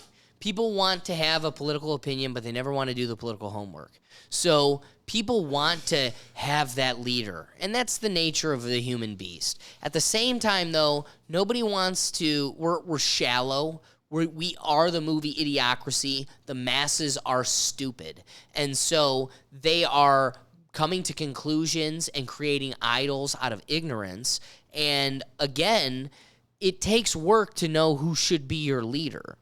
But we just want to have a leader. So at the same time, I know that, what did they call it? The boob tube? Like, the television is dictating who is our leader. But it's transparent. No. For the reason of, that's how shallow our capacity is. Okay. You would truly embrace a Robert F. Kennedy Jr. or a Tulsi Gabbard. She is my queen. yeah. If you were educated in political philosophy and political science, and then also had an understanding of just like people, and you just went outside of your television, someone like Tulsi is... That's the first step. She's the first step, though. She's taking the first step into honesty, which is long-form interview. Okay? So that's the first step, but still that doesn't... You can lie for 3 hours. It's harder, but you can still lie for 3 hours. So this is where things are starting to happen, where it's like, no, I want to be able to look at 15 years of what you've said every week. That's what I'm starting to see here. Is I'm starting to see this shift where it's like, I don't trust anybody that does an interview. I don't trust them just because I liked them in an interview. I don't trust them for that. Can I root for them over other people? Maybe I could if I was involved politically. I'm not. I've never voted, and I'm not going to. That again goes to my shallowness. Like, don't love Joe Rogan for Joe Rogan's sake. I quote Joe Rogan all the time. Joe Rogan is the inspiration of the show. Sure. At the same time, I am a huge critic of that man, and I will be the first to point out where he's defaulted. Oh, he's not But God. also at the same time, I've been listening to him before law school. I'm talking 10 years. I've been listening to a guy You were his second talk. subscriber. And this number 3 actually. 3 actually. Damn. Dude. And this guy has evolved significantly. Mm-hmm. He's evolved in ways that I don't support, like, or agree with, but I still love him. There's ways that it's like, exactly, I knew you knew when I knew I knew. But at the same time, he's allowed to be a human being. He's changed. He's changed away from what I like. He's changed into even more to what I like. That doesn't make him God. That doesn't make, like you were getting at. And so I love your point. And there's a lot of value in one, acknowledging our human faculties. It's the nature of the beast. At the same time, though, we can't ignore the power of true education and knowledge. Knowledge is all power. And so I love Joe Rogan as an entertainment piece, but he ain't my president, right? Sure. So when it comes to leadership, when it comes to who should be your treasurer, who should be the Secretary of Defense or in charge of your education. A guy who's good at war and a guy who's good at numbers. Yeah. What do you want? But you shouldn't have that, the lens you interpret that through should not be someone else's. And it takes work to know.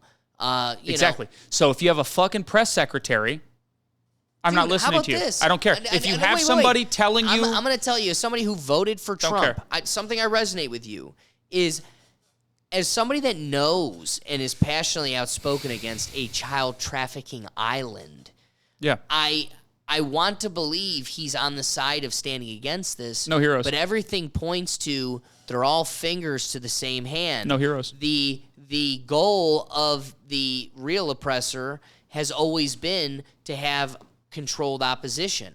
And here is a man who, and something I can't get over, and I really hope the listener sits with this. Donald that one listener Trump out there appointed Alexander Acosta as into I don't know who his that is, cabinet. but Okay, let me educate you. Yeah. Alexander Acosta was appointed by Trump into his cabinet. Alexander Acosta was a prosecutor in Florida who the pivotal case that had Epstein dead to rights, they had Epstein narrowed down.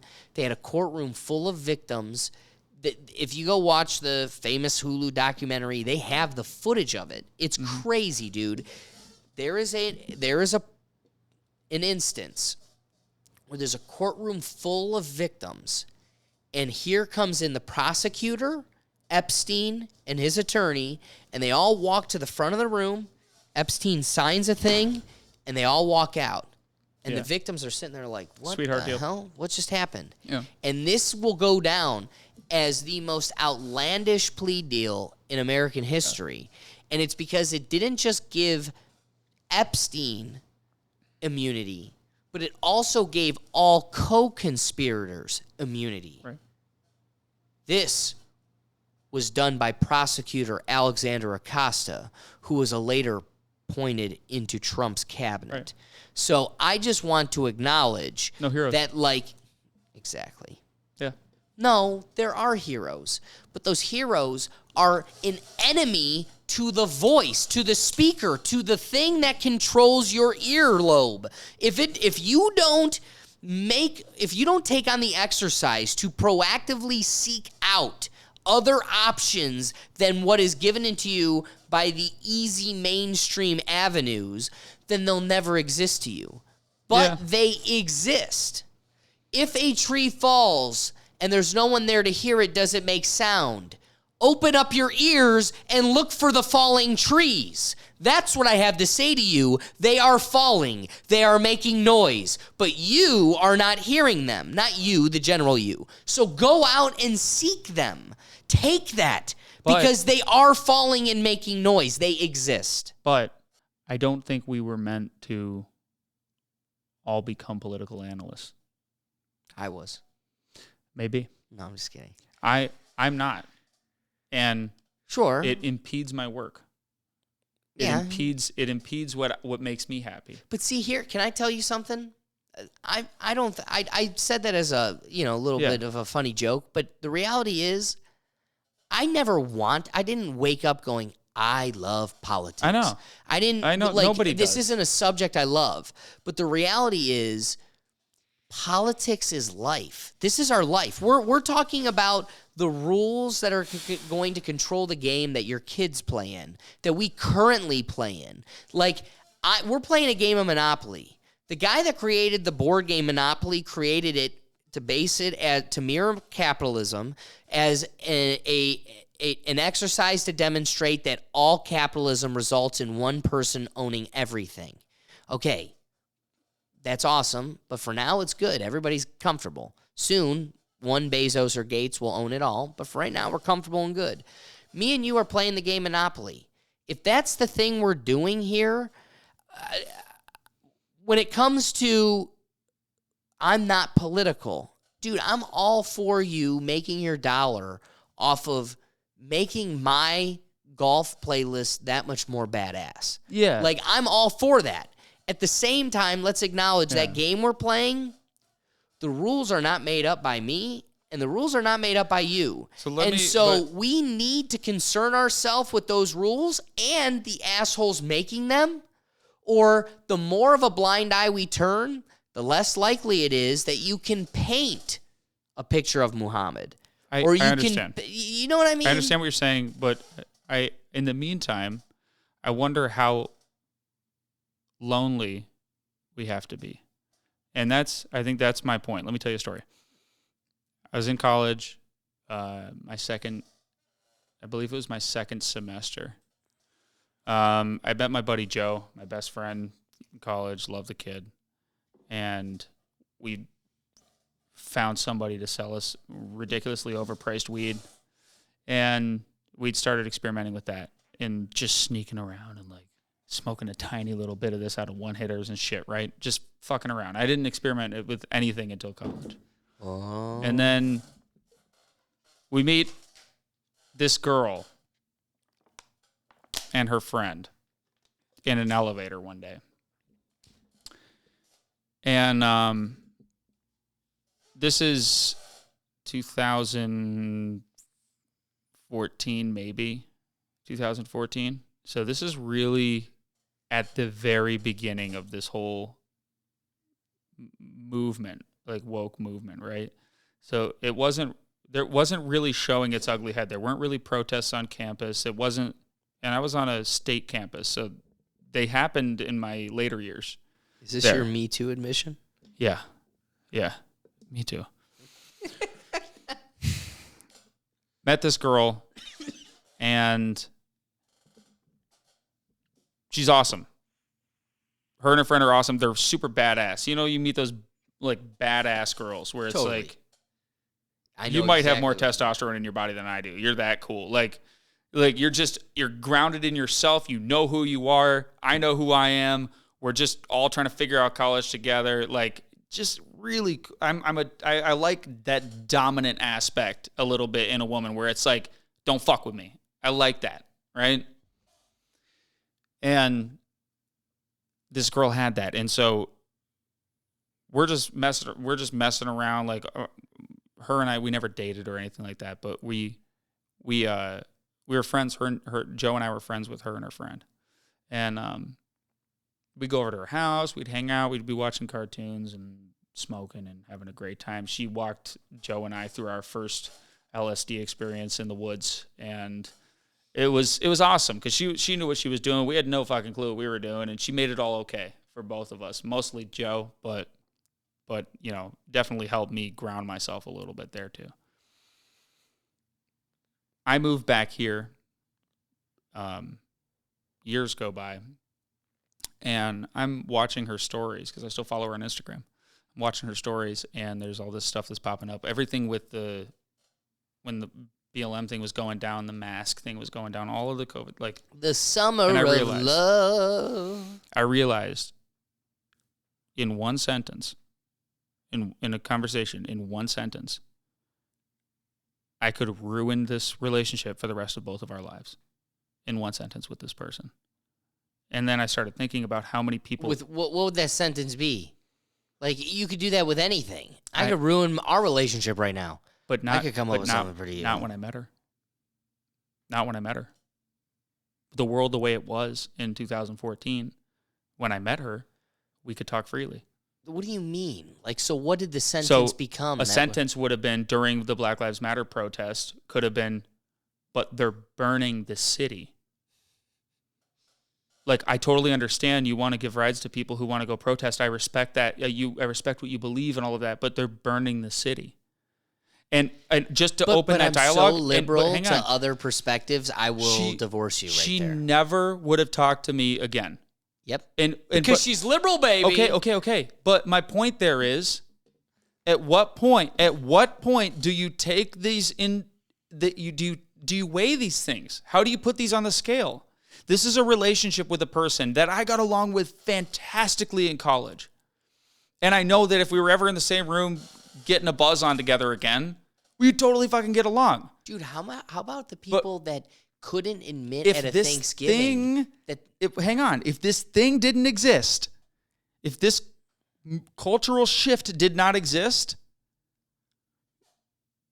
we would still be hanging out. Like and even so, if I just went down to where she was living right now and I was like, yo, I got to crash, she'd be like, yo, I got a couch. And we'd be friends. We could hang out. And my point to all this is saying, at what point do you look at this and go, I'm stepping away from it for the mere fact that I value people more than I value an ideology? So can we really talk about the real crux of what you're talking Yeah. about? So again, I don't want to let them go. I don't want to let these people fucking go, dude. But they're letting you go, dude. That's the But she unfair hasn't. thing they're But- doing but to she you. hasn't. No, time out. Let's be real. Similar to your situation, there's somebody, like I was going to suggest, their family member won't let them show up to Thanksgiving if you admit you voted for the Orange Man, because Orange Man bad. Yeah. I say that because when it comes to our situation, I think all types of personal relationships are feeling the strain of this cultural change, as you articulate it. But can we acknowledge, I know you kind of brushed over it, but it is going to be the pivotal piece to my point. I am liberal. I want you to think, defunding the police is going to change anything. I don't. I'm willing to have a real, like you said, you're not a political analyst. I'm willing to debate you. You've got a political opinion. I've done my political homework. Sure. I'm willing to debate you. You know what I've noticed? I went to nationals for debate. I'm willing to have somebody come here and debate me that challenges my perspectives. Liberal people, I'm liberal. Progressives, Democrats, they won't come on this show. They won't challenge their ideas. Yeah. They won't debate these topics because they're wrong and because they have to live in an echo chamber that doesn't challenge their ideas, because really it would make them confront the fact that, coming back to the beginning, they're wrong. Yeah. So it's heartbreaking that they've put you in this position, but let's be real. You view the world different than them. However, you're willing to accept them for their differences and coexist. Right. Our parents lived in a world where couples and parents and wives Had and different husbands political had opinions. different political opinions. I know. Dude. Freaking wild. And now you can't have a neighbor. Now You can't have a neighbor. I'm swiping left on any asshole that doesn't check my box. I know, and it's fucked Not up. a healthy place to be. But And also not liberal to perspectives that are different than yours. right, You're not liberal. right. So I'm sorry she twisted the perspective to make you feel that way, but the harsh reality is the fact that she is in the wrong. She's making you bear that cross. You are carrying that sin. You are feeling the pain of her decisions. Even though you accept her for who she is making you feel guilty for being any different. And I don't care who you are. You're a vulture. You're a roach. And you're deplorable. I could do without you. I get that. And you're of the vein of, I don't want to be without you, get that. no matter how you view this world. I get that. But Dark. like, even in the case of my uncles who have different political opinions and my grandmother and all these people, I refuse to talk about any of it. That's not healthy. I know you may think that, but I know you may think that, but you say solve the problem. So wait. But If I think the that, solution, then why am I wrong? But the solution to the problem is families at war with each other. That's not it. Well, then how you No, can't change hold their on, mind. And just okay. So I want Thanksgiving with my family members. Yeah, I get you. I want Christmas with my entire family there again. So how is ignoring politics? No. Wait. But you're damning yourself. You're damning this whole conversation on unhealthy people. Those are unhealthy people. Your inability to disagree and grow with someone is an ignorance and a juvenile deficiency. So let me give you a perspective. My dad has 2 siblings. An uncle and an aunt is who I have. I have an aunt and an uncle and my dad. When my grandma died, as many families do, when there is a death in the family, there is a huge faction. When it comes to fighting over money and when it comes to fighting over whatever, money divides people, and you often see in the death in a family, dissolving an estate divides families. My aunt was selfish, straight up. There's no other way to look at this. She only saw the money and she didn't see the family. Right. She is dead to my family, period. So I just have my dad and my uncle. That was a financial strain. That was like like you said, that's something that ruins a relationship. But that was fighting over grandma's estate. That was hundreds of thousands of dollars and tarnishing familiar relationships over that. Yeah. That's literal. When it comes to something like a political belief, that's just a conjured up. It's a concept. And so I want to acknowledge something. We recently, just this summer, had it was an unhealthy fight. A dinner with the 4 of my intimate family members and my aunt and my uncle, and it was aggressive. I being one of them. I'm embarrassed of my the way I carried myself, along with full disagreement of everyone else involved too. At the same time, what has been same people involved as the other scenario, where one of the members is dead to us. The other here, it was volatile in public.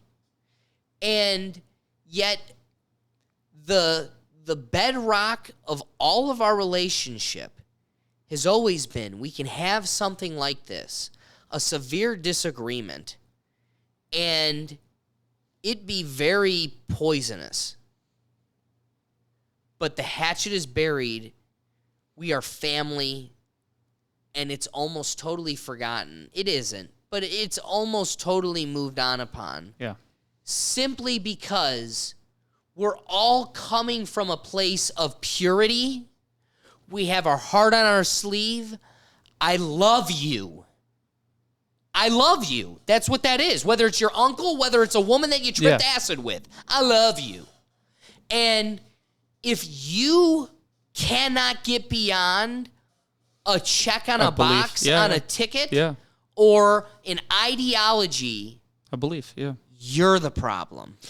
I don't disagree with you on that, so I hope you know that. And if it ruins Thanksgiving, you ruin Thanksgiving. I don't disagree with that, but the end point of that is that Thanksgiving is ruined. The end point of that is that a relationship is ruined. I guess I want to talk this out because maybe I'm wrong. Yeah. Maybe I need to correct myself.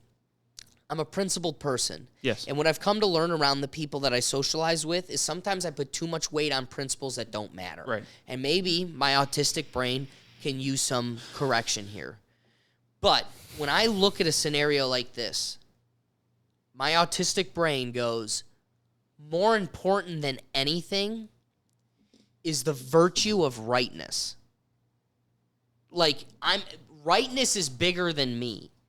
And so when it comes to facts don't care about your feelings. Having dinner with Hitler, but Hitler's my uncle. But Hitler's wrong. Yeah. That point resonates with you because Hitler's crazy point was killing Jews or Greeks. But at the same time, the point I'm trying to make is you've got an uncle or an aunt with a very toxic, unhealthy, social cancer opinion. Yeah, their relationship to ideology is personal and not disconnected. And I totally vibe with you on that. But so at what point do I go, I am trying to put goodness on the back burner so I can comfortably carve a turkey and share potatoes and white meat with Haiti? my belief on that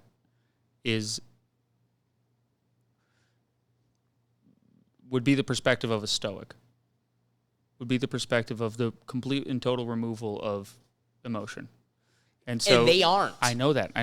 But what would a Stoic person do? What would a Stand stoic... for rightness. Beyond my relationship of loving my uncle. And you could say that. You stand for rightness. You could say that. It hurts. You could say that. But what is rightness? When you say, and I know your perspective. Man, you're saying your perspective on it is, I just don't want people selling kids. Now, listen, I totally agree with you on that, and I think anybody across the aisle could say, don't sell kids. They don't. Okay, and I get They that don't. because they made a movie about selling kids. I know. To be right wing. I guess it's a right wing thing fucking crazy to not people, want to sell kids, dude. There's fucking crazy people everywhere. There's a fucking flag for people that want to fuck kids now. So listen, I get it. Minor attracted persons, respect them. My family. Don't you want them at your dinner but table? my family is not that crazy. So there are certain family members that are but they're looking at a good person as Satan because okay, but Orange Man bad. How do you hate an NPC? How much do you try and get an NPC to wake up? How hard do you try? How long before you realize that maybe this person's entire identity is locked to this because their life is a disaster? Like one of my uncles. So you're going to put rightness on the back burner because their life is in shambles. God love him. His life has been a mess. And he's got a lot of shit in his past. And he's latched himself onto an ideology because it helps him make sense of the world. It helps him make sense of the ways that he wasn't a great father. What is the goal? The goal for me, when I put these two things on the scales, and I go, what I believe to be correct versus what you believe to be correct, in terms of higher societal thinking, even if you are an imbecile in the way that you think about things, and you think that maybe if we just let a couple kids get raped, then even if you think your perspective is that maybe if we just let it happen a couple times, then they'll figure it out. They're people too, even if that's your perspective. If I weigh that in the balance between that and family and destroying the family, which I know you're saying it's not my fault, and I totally understand what you're saying there. It's not my fault. It's their fault. You're saying it's their fault for not respecting the same thing. Let's fit it into your dialogue. Your uncle, I'm you, and you keep saying you want to, I don't know, eat children. And I'm sitting here going, I don't want to eat children. Yeah. Or no. You say eat children, I say Orange Man good. You say no, wait. Hold on, time out. I want to live in a world like I want the exercise scenario that we're going to theorize. You're at dinner and you want to just vote for Orange Man, and I want to eat children. You're saying I should pretend that my opinion is not my opinion, and I should suppress that so I could comfortably eat at dinner with somebody who outwardly expresses eating children. However, they would be upset with my position. You get what I'm saying? Like, let me adjust your parameters. Let me adjust your parameters. Your parameters are wrong. Yeah, I believe in somebody. I have the position that I could vote for support somebody who says it's wrong to eat children. And you are of the perspective that you would support somebody who believes it's okay for other people to eat children. Okay? Not you and not me. Right. We're arguing something that is disconnected from us. Even better. I like your point. Because my uncle does not want to eat children. And I am not approaching him in a manner that says, because if my uncle was eating children, I'd shoot him in the fucking head and put him in a wood chipper. Do you understand that? My principles do not go as far. My principles stop at the point of you committing the crime. Fair. But if you're arguing that an ideology or a candidate or a person should be allowed to do that, so then let's have this discussion. You believe that people should be able to eat children, and I believe that people should not be able to eat children, but either way, neither of us are eating children. Now, is that worth ruining family over?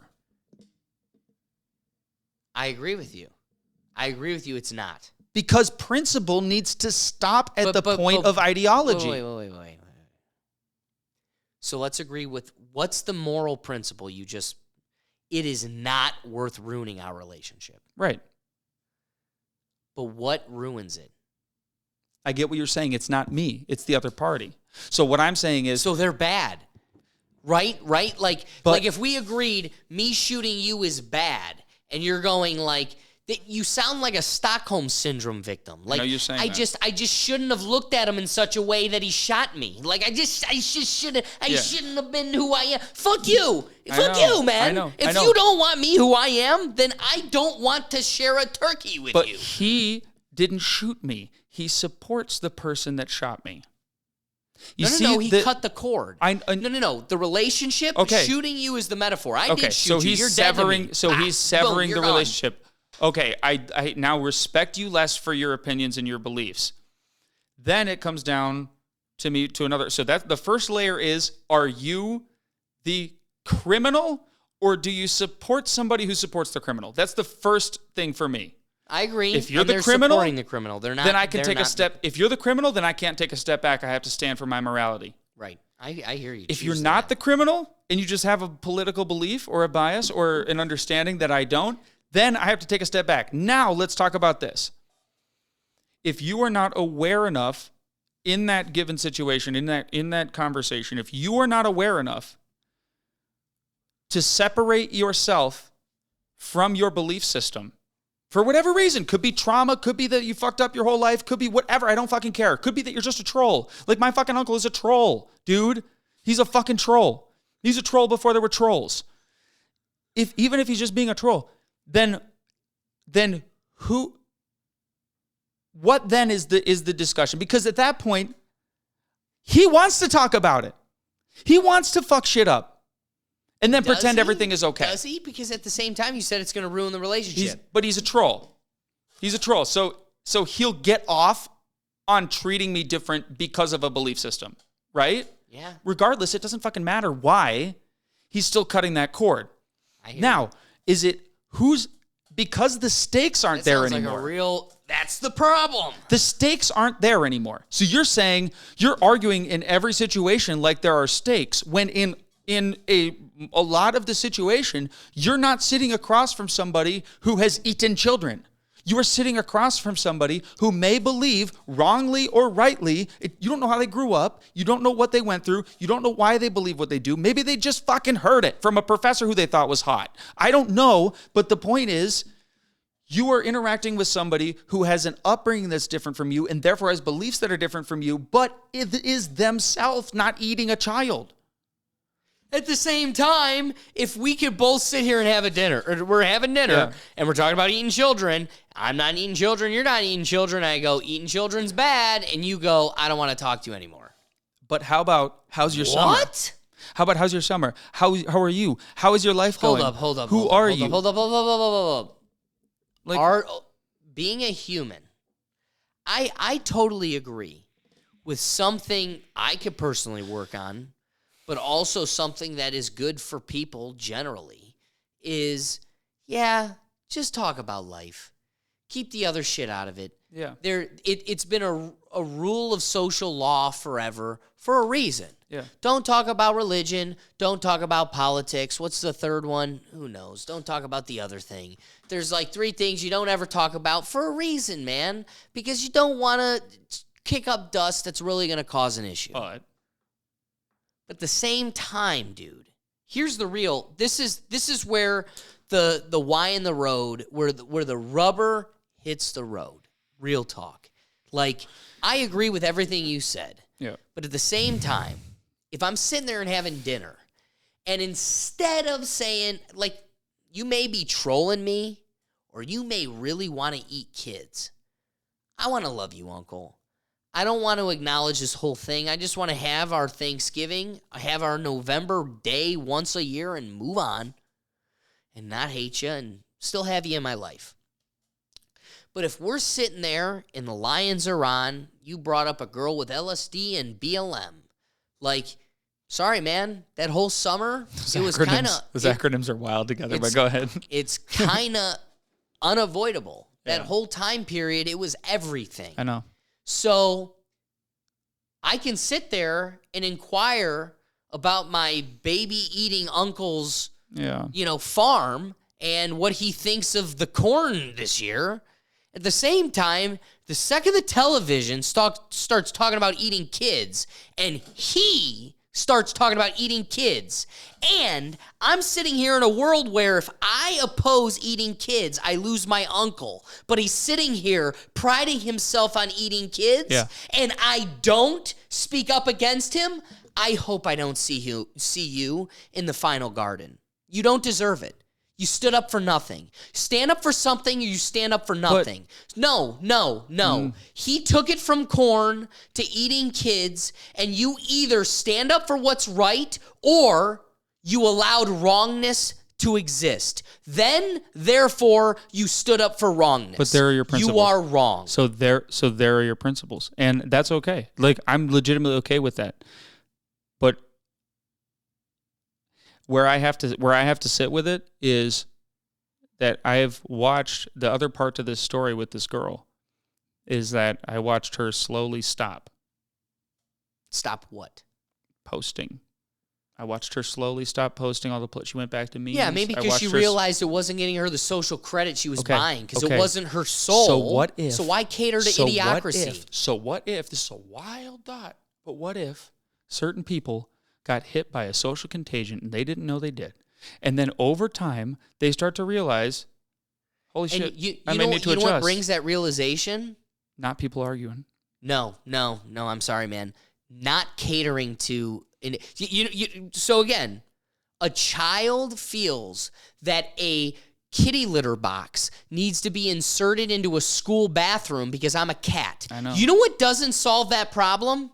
Installing a kitty litter box. I know. My friend. I know that. So guess what? Sorry. You've watched a change in your friend. But wait. No, you've watched it. You need to recognize the change in your friend is because you stood your ground. I'm sure lots of other people's around her stood their ground, and they were themselves. And she had to confront the fact that, one, this isn't buying me the social credit I thought it was, but also I'm a lot more alone than I thought I was. Or maybe I hold an ignorant position and this is forcing me to confront it, and I'm seeing, 2 + 2 doesn't equal 5 anymore. Maybe. And maybe you're right, and I'm willing to admit that. And maybe my approach to this is not the correct approach. I don't know. But my approach, I know, is different than a lot of my family's approach. And I think the saddest thing for me is realizing that the family doesn't get together anymore. That's sad. It's realizing that it's either one side of the political spectrum or the other that's at my grandmother's house. You know what? You've made the strongest point, and my position has come off very crass. And so the one thing that I don't want my narrative to get twisted in is, and you've acknowledged it, but like a helipad, we're just touching upon it and moving on. I want to truly resonate with the fact that I am making you make the decision. Like Jesus, I love you for any stupid... You want to be a cat? You're a freaking cat, man. But I'm going to also say that an apple isn't blue. Like, this is my reality. The thing I'm wearing, this isn't green, it's red. And these are the facts I operate on. If you're going to hate me for my facts and disown me out of life, that's a you decision. And I know we both kind of agree with that. But at the same time, that point is pivotal because I don't feel loss when you sever the cord. Because I still wanted you in my life when you were different or I disagreed. I also feel like Jordan Peterson, who's the most hated person alive, he gets crucified. And one of the things he says that I couldn't agree with the most is you need to have conservatives and liberals types. You need to have this dichotomy because we balance each other out. So I can't afford a world where I silence those that I disagree with. I rebel in the challenge of their negative polarization to my positive. My positive to their negative. Their whatever, flip it. Don't take the connotation, take it for what it is. Yeah. We balance each other. Yeah. So I truly appreciate having the yin in my yang. Yes. It doesn't, I don't.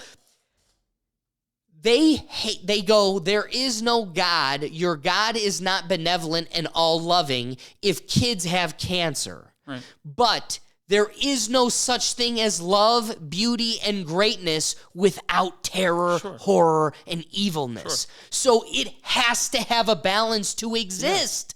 I love the balance. I know that right now there are things that I carry that are ignorant. The only way for me to truly confront that and eliminate it from my life is to balance it with something that is its other, to challenge it. And I'm sorry, it is a true detriment to allow people to not live that way. And so I will be me. I want you to change me for the better, and where I am good, you can't defeat. But the only way that kind of facilitates itself is on balance with you. And if you're not willing to do this tango, to do the dance, and you need to shut me off, and I'm a problem to you, you are the cancer. I totally understand that, and I'm with you on that. I think that where you and I are in total agreement right now is that the answer is never to walk out of the room. Yeah, dude. The answer is never to just leave. But then you can't get upset when they do. Well, don't tuck your tail between your legs. No, there's if no you tail. get up from the table There's no because I'm tail. being me right now, like I know I could be. I love you, dude, and you love me. I get that. We have this type of relationship. But if I'm sitting here and we get into a podcast You're not convo where gonna I'm shut it fucking down. Yeah. picking a chord, Yeah. if you get up and leave right now, I was actually just man. You didn't have Miller. I'm out. No. So the thing is this: if you were to get up and leave, one, that's me now having to acknowledge our relationship wasn't what I thought it was. Right. But then also, what I thought it was truly is what it needed to be. It is what it needed to be. I need to be able to challenge you, upset you, and us just go, hey, man. And just fucking walk away, man. Yep. And I'm going to be fucking cheering you at your concert and have a fucking life. So I wanted to bring some of that up, too, because part of my belief system has changed radically. I'm really happy we didn't do this 4 years ago because I would have been very confused sitting right here. I'm glad we didn't do that because my opinion has evolved an incredible amount in the last 4 years. I was just confused 4 years ago. I thought a bird landing on Bernie Sanders' podium was like the greatest fucking thing ever. I was like, oh my God, this is sick. So I've evolved. That was probably 6-7 years ago now, but 8 years ago. I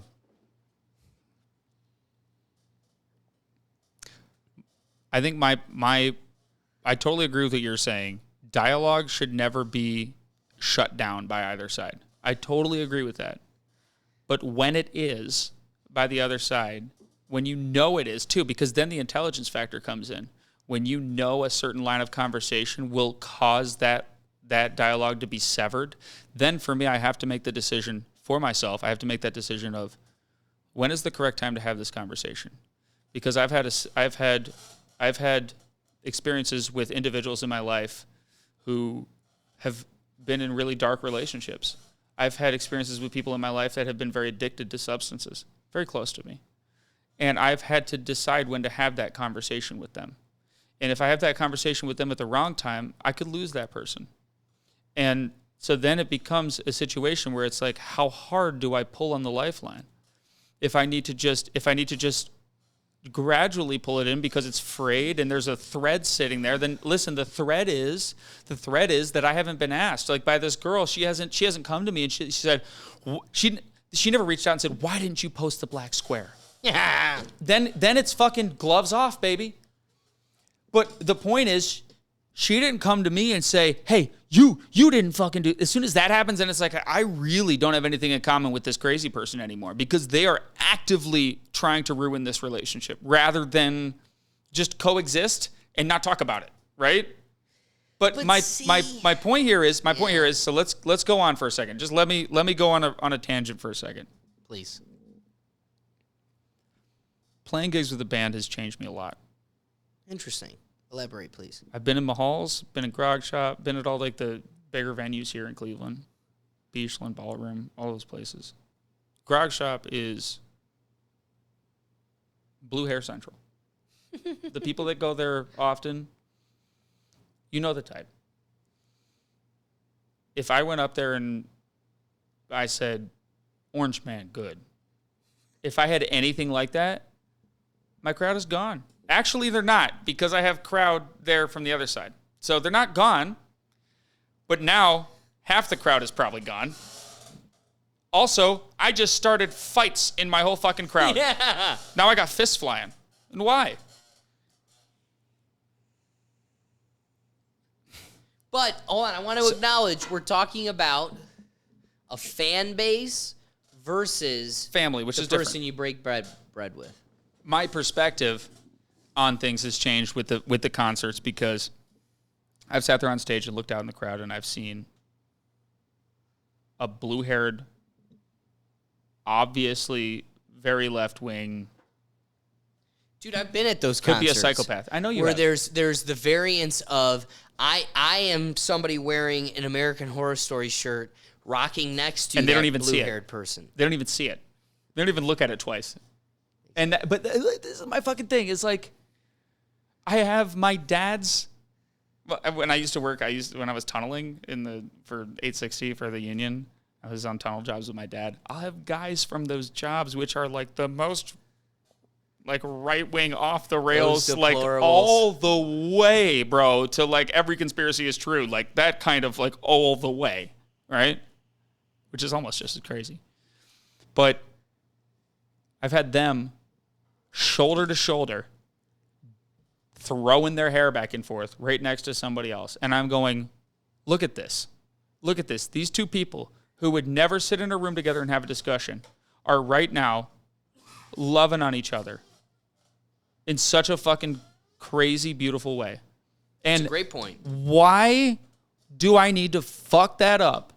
Because they believe somebody should eat children and I believe somebody shouldn't eat children. Totally disconnected from both of us. They're not eating kids, and I'm not eating. Like I don't know. Like I it's not connected to me, and so that's when I started to ramp my meditation up a lot over the last 3 years. Okay. I was going like 10, 15 minutes a day before, and now I'm at like I carve out 40, 45 an hour sometimes, where just sitting, nothing, just me. And I turn everything off, and it really helps me write. It helps me paint. Like before I do anything, I always change my mindset before I go into the next thing. So if I've been writing for the first half of the day, then it's lunch, 25, 30 minutes, whatever it takes me to turn my brain off. And then when I turn it back on, I know what my next task is. And that helps me disconnect and move on to the next thing rather than sit there and war between the two, right? Sure. I have fucking horrible ADD. What I kind of came out of that with was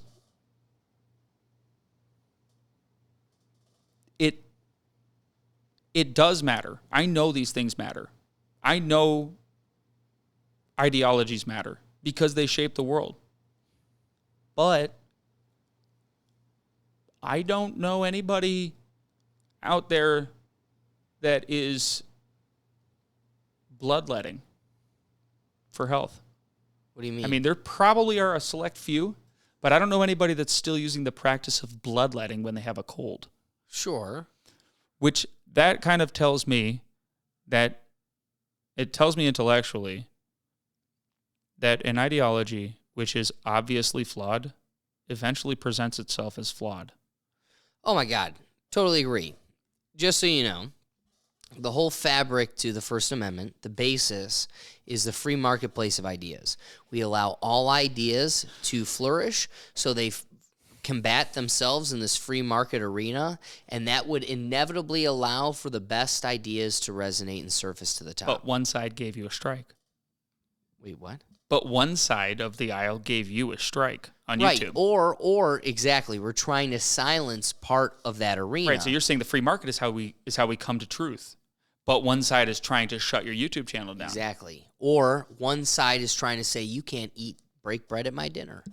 Right. And So you owe it to the culture war. You do. You owe it to this existence to go, how about this?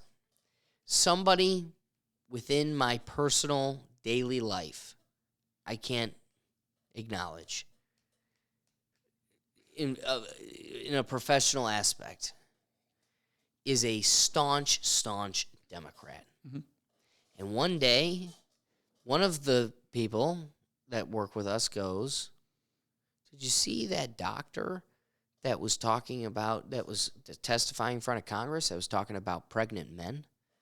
And the person goes, what are you talking about? What are you talking about? That's not real. You know, and it's a very powerful person. That's not real. That's not real. I come home and I look at my dad and I go, that's a problem for one of only two reasons. There's two separate problems. It's one of these problems.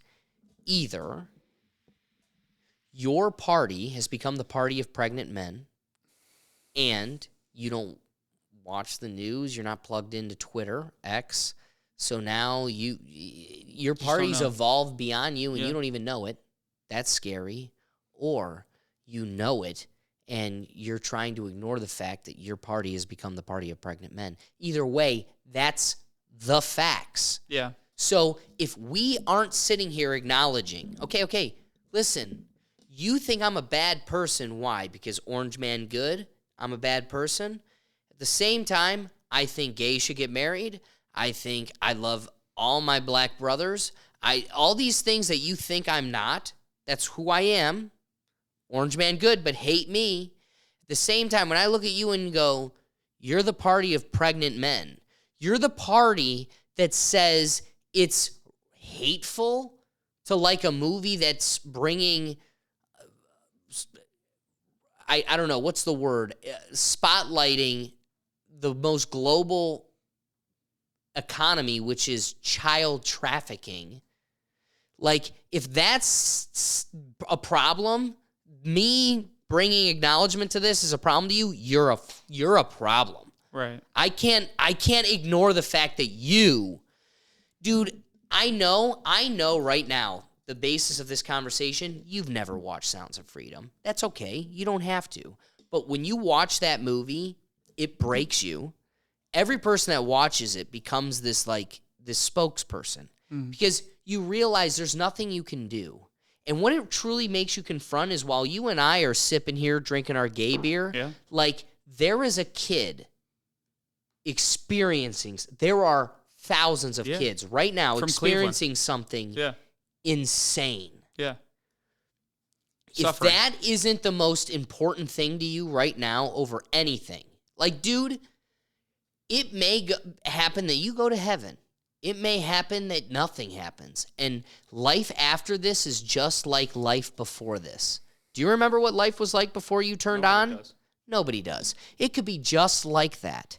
So let's acknowledge the most important thing to this right here is making this the best it can be for everyone and the future people. Yes. If that's going on to kids, that should shatter you. The reason I say I know you haven't watched it is because you watch this movie, it breaks you and you feel immobilized. There's nothing you can do. Yeah. But all it does is say there is nothing you can do, but you can become a spokesperson for this. You can buy a ticket for somebody else to go watch it. You can now try to provoke other people to go watch it. Yeah. And when this is a severe and most abundant reality to our community, and we are talking about a team, an ideology, a cult that wears a jersey that demonizes people that bring attention to this. Yeah. Dude, I don't need to have a turkey and mashed potatoes with you. I know. But, I mean, in the meantime, and you can say that this is just part of the sacrifice. Dude, again, I want to sit here and go, gay people should get married. I love black people. I know. And I want to have my own guns. I know. If that person can't go, I want to care about the environment, I want to care about trans rights, and child trafficking is bad, how is there not common ground between us? You are in a cult. You are a broken person.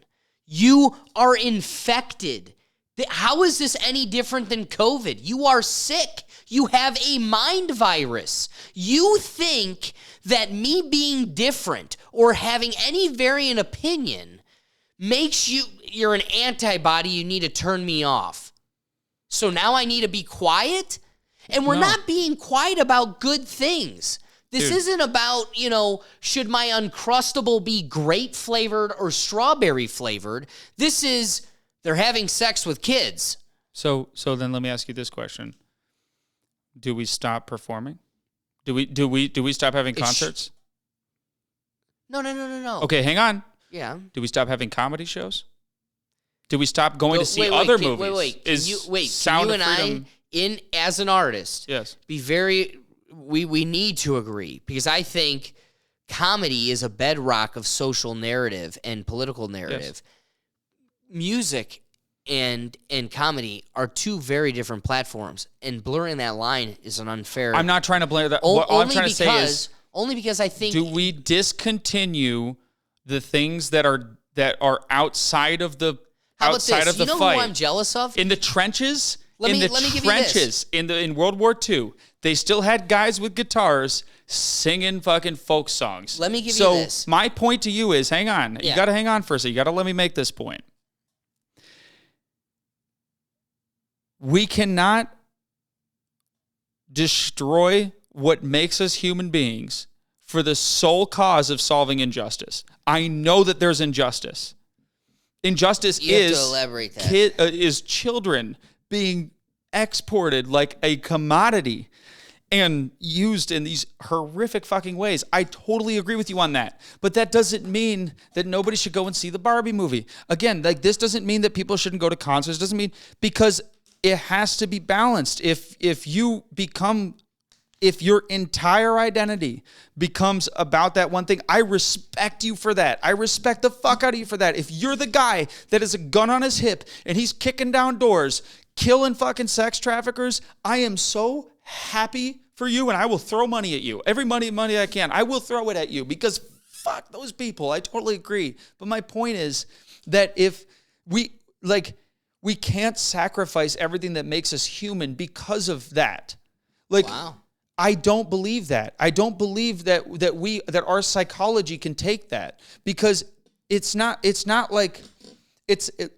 the point that I'm making is I've watched my family just dissipate.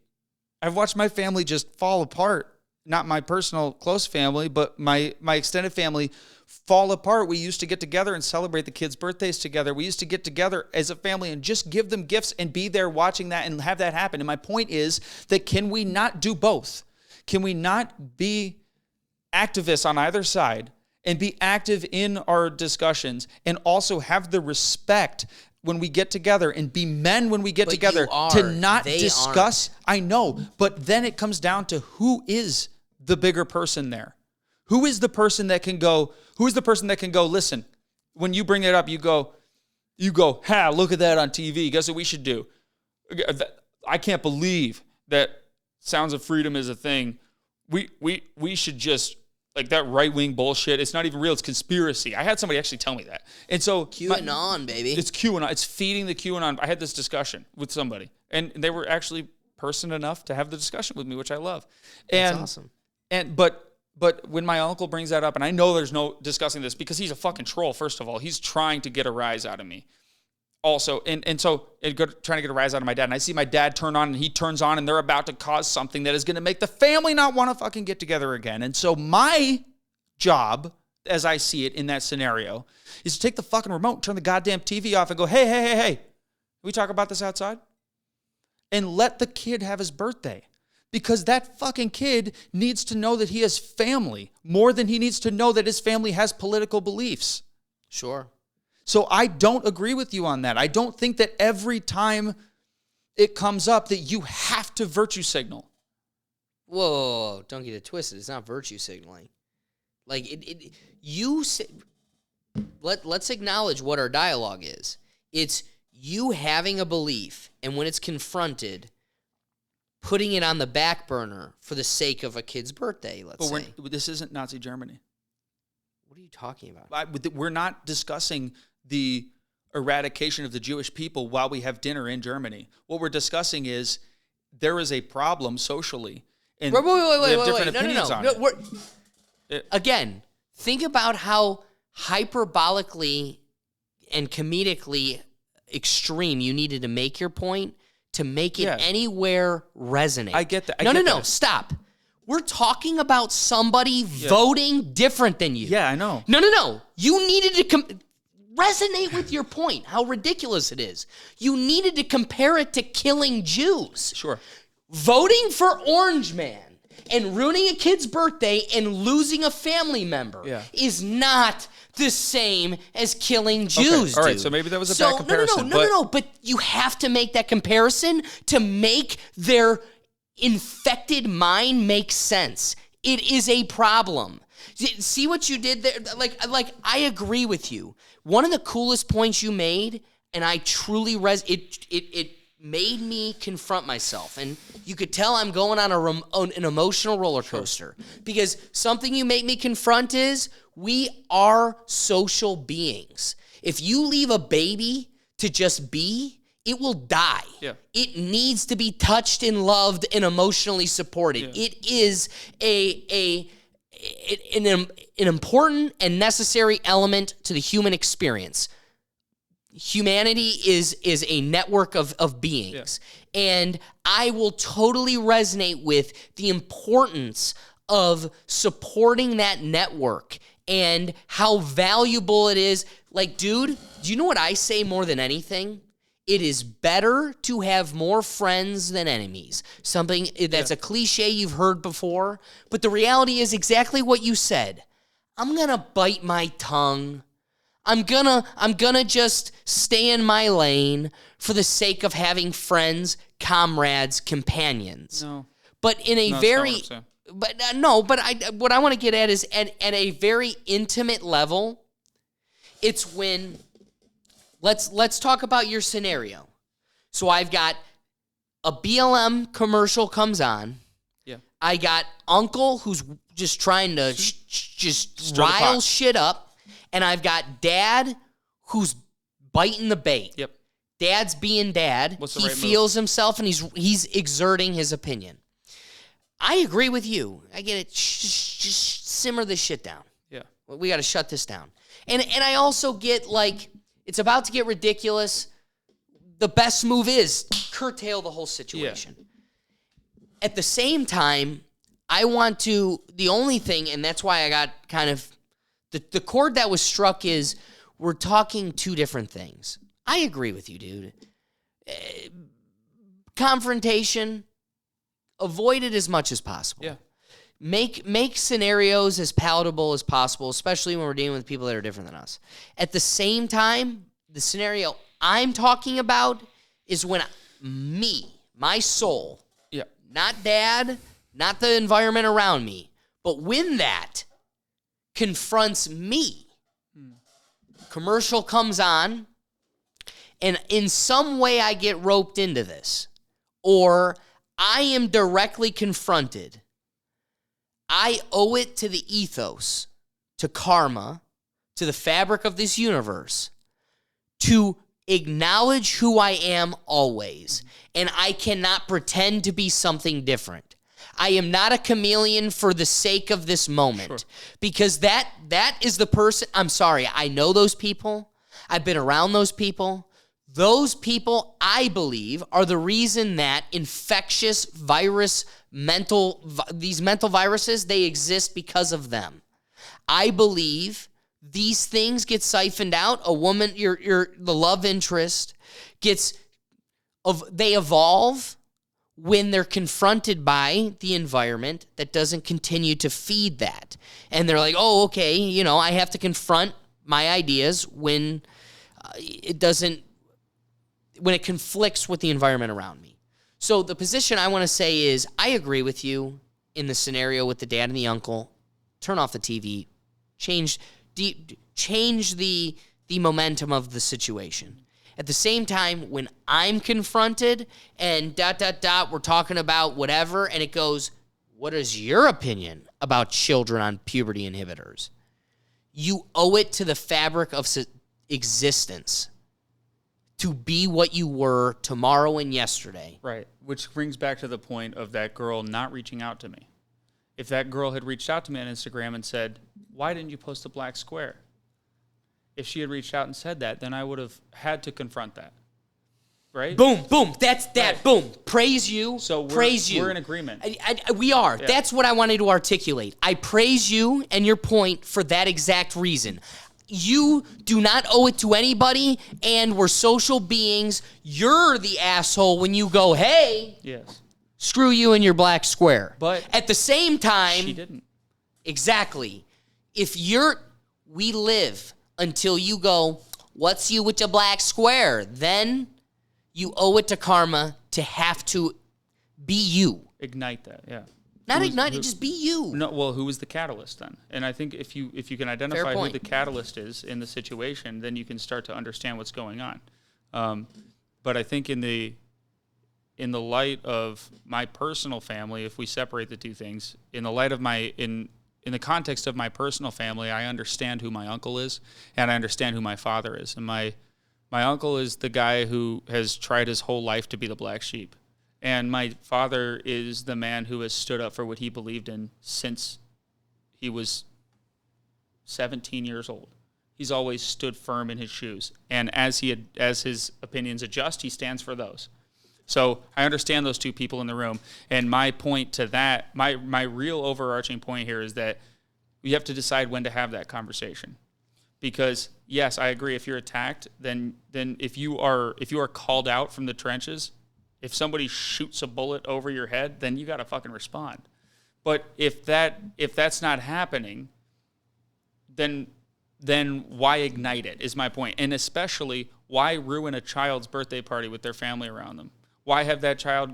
Because the same result is the result. No matter what happens, no matter who's right in the situation, the result is two adults yelling at each other while a kid opens their birthday presents. And what kind of fucking life is that? And it's just casualties all around. Casualties. And so so obviously in that situation, given that specific situation, yeah, I think we can agree that you just diffuse and get away from it. But my read on stoicism is not that you fight every battle. My read on stoicism is that you choose very wisely the battle that you decide to fight. The opponent that you choose to spar with. And I think I'm not going to waste myself. Another Jordan Peterson quote. I mean, his book made me fucking cry when I read it because it confronted things in me that I was not prepared for. And That's 12, why he's 12 hated. rules for life. And it really Clean messed your me room, up. dude. But my point here is that there's bullies on both sides right now. And I think that those two people are completely oblivious to the carnage, and they don't have the wherewithal or the understanding to look around them and see that you two assholes are fighting over something that doesn't fucking matter right now. What matters right now is this child. What matters right now is this family. What matters right now is that. But can we also agree? We get along. Take like a domestic violence situation. You've got an aggressive, abusive husband and a submissive Stockholm Syndrome wife. Mm-hmm. This comes back to my comment that I made earlier. I mean, how right is the wife for allowing her husband to continuously beat her in front of her kids, have this hostile home environment? Three different situations. Just for the sake of You brought up, but just allowing the kid to enjoy his birthday, man. You brought up three different situations. The first situation you brought up is, are you the husband or are you the wife? The second situation that you brought up is, are you watching the husband or are you watching the wife? The third situation is, are you aware that it's happening? Yeah. So let me walk through those piece by piece. If I am the husband or if I am the wife, and I am either the aggressor or the Stockholm Syndrome person, I just want to walk through this. If I'm the aggressor or I am the Stockholm Syndrome, and the person with Stockholm Syndrome, then there needs to be a change. Something needs to happen to ignite a response. Yeah. If you can't continue to be a wife that allows yourself to keep being beaten, and obviously that's an unhealthy situation the other way. For the children, reverse. it's unhealthy for yourself. It's unhealthy for the person that is the aggressor. Nobody's learning. Everybody's getting hurt. Okay, Right, so you have don't to stand wanna- up for yourself. You know that. Yeah. I know that. Standing up for myself is no problem. If I'm confronted by anything, I will stand. I would rather die than to get robbed again. So when I was robbed at gunpoint, it was just never going to happen again. I'm taking the gun. So that's never going to happen. Now, the second scenario is, did you see it? The number of times I've been in a parking lot and I'm watching a girl, like this just happened recently at Giant Eagle. I was watching a girl run yelling out of Giant Eagle and a man in street clothes running after her, yelling at her. And I'm going, oh, fuck. I saw it. Here we go. And I'm getting ready, man. I'm like, okay, where's my plan of attack? Can I just body this dude right now? Can I just body him in the street right now? I think I can fucking take him. He's heavier than me, but I think if I get a good enough running start, he doesn't see me. I think I can hit him, right? I went into go mode because I'm going to solve this situation. I'm not going to let that happen. My virtue as a man and my understanding, my honor does not allow a woman to get hurt while I watch it happen. I don't care who's in the right. I will prohibit that from happening if I can. I have to step in. I have to intervene. Okay? It turned out she was a shoplifter, and he was a street clothes loss prevention guy. Okay? So I didn't have to get involved. But in that situation, I have to get involved because I saw it. So that's your second scenario, is if you witness the domestic violence case, then you probably have to get involved. All right? If you witness the children getting eaten, then you have to get involved. But if you just know that it's happening, I don't care. But let's get back to your scenario, right? Like, you got a kid's birthday, and I'm just trying to, while it's a little bit more hyperbolic, it's akin to the same vein. And that's what I'm trying to get at, is you're the wife in the scenario who continues to get beaten. And it's one of those, like, do I allow the kid to continue to have a beautiful birthday today, but continue to be beaten? And acknowledge and pretend that things are not a problem for the sake of this kid enjoying the day. I have the ripcord. Yeah, let's also acknowledge, I think that also dismantles the hurdle of this analogy. Today's the kid's birthday, but what about tomorrow? Like, your dad and your uncle can, right for the moment, be adults. At the same time, though, like, there's always tomorrow, and it's nobody's birthday. And I'm not going to continue to pretend, or I'm not going to continue to throw my head in the sand as ignorance dances around me. Sure. And I there is something to be said about that. And I respect that point. But for me, it's a decision. And that decision, most of the time we're together, it's about the family being together. And so the ripcord is to get that uncle to leave. And all I have to do is open my mouth, because I haven't. Up until this point, the only reason I haven't had any hate from either side of the family is because I absolutely refuse to let those conversations happen. And so anytime that I'm in anybody's house, nobody looks at me with crossed eyes. Nobody goes, this fucking MAGA Republican. Nobody says that about me. They just treat me like I'm Dallas. They just treat me like I'm a family member. And they don't bring it up. When I'm alone in their houses with them, nobody brings it up around me, because I don't think they want to ruin the relationship that they have with the last person that refused to fight with them either. Fair. And so I think that, and so when it comes to... But that's different than the uncle, right? Like, again, I was in that uncle's house but 4 wait, days ago. But we got to keep the analogy even across the board. Like, those people that you just spoke about are outside of the person we're talking about.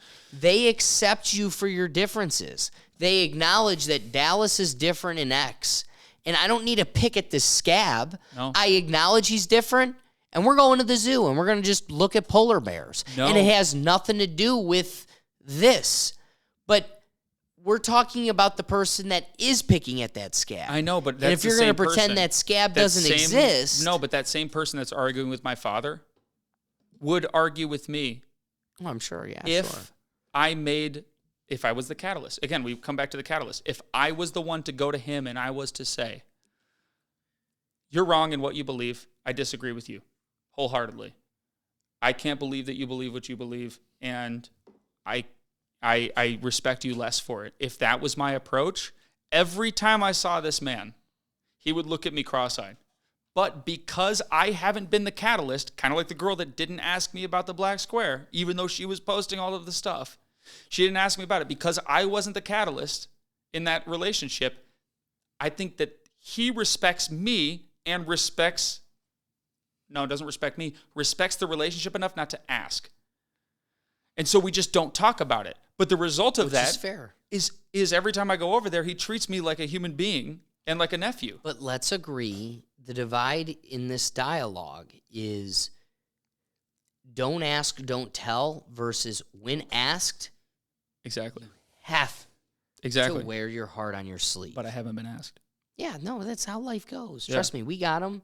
Dude, I remember I have an uncle who's a judge, and he was a Republican until he had to become a Democrat judge, and now he is diehard Democrat for the rest of his life. That is who he is. And you talk to him, and what's interesting is, like, I'll never forget, before Biden was even running, you're like, what do you have to say about him smelling this little girl's hair? Mm-hmm. And it was kind of like, well, don't ask, don't tell. It doesn't exist to me. I don't hate him for it.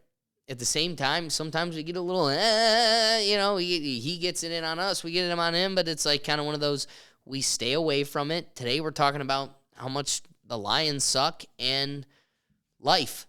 But at the point at which something is truly confronted, the dialogue evolves into puberty inhibitors for children.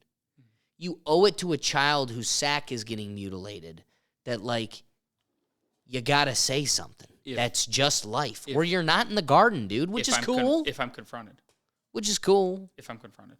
Right. And I think that's the difference between I agree. the role Because that I've your, chosen. No, not your.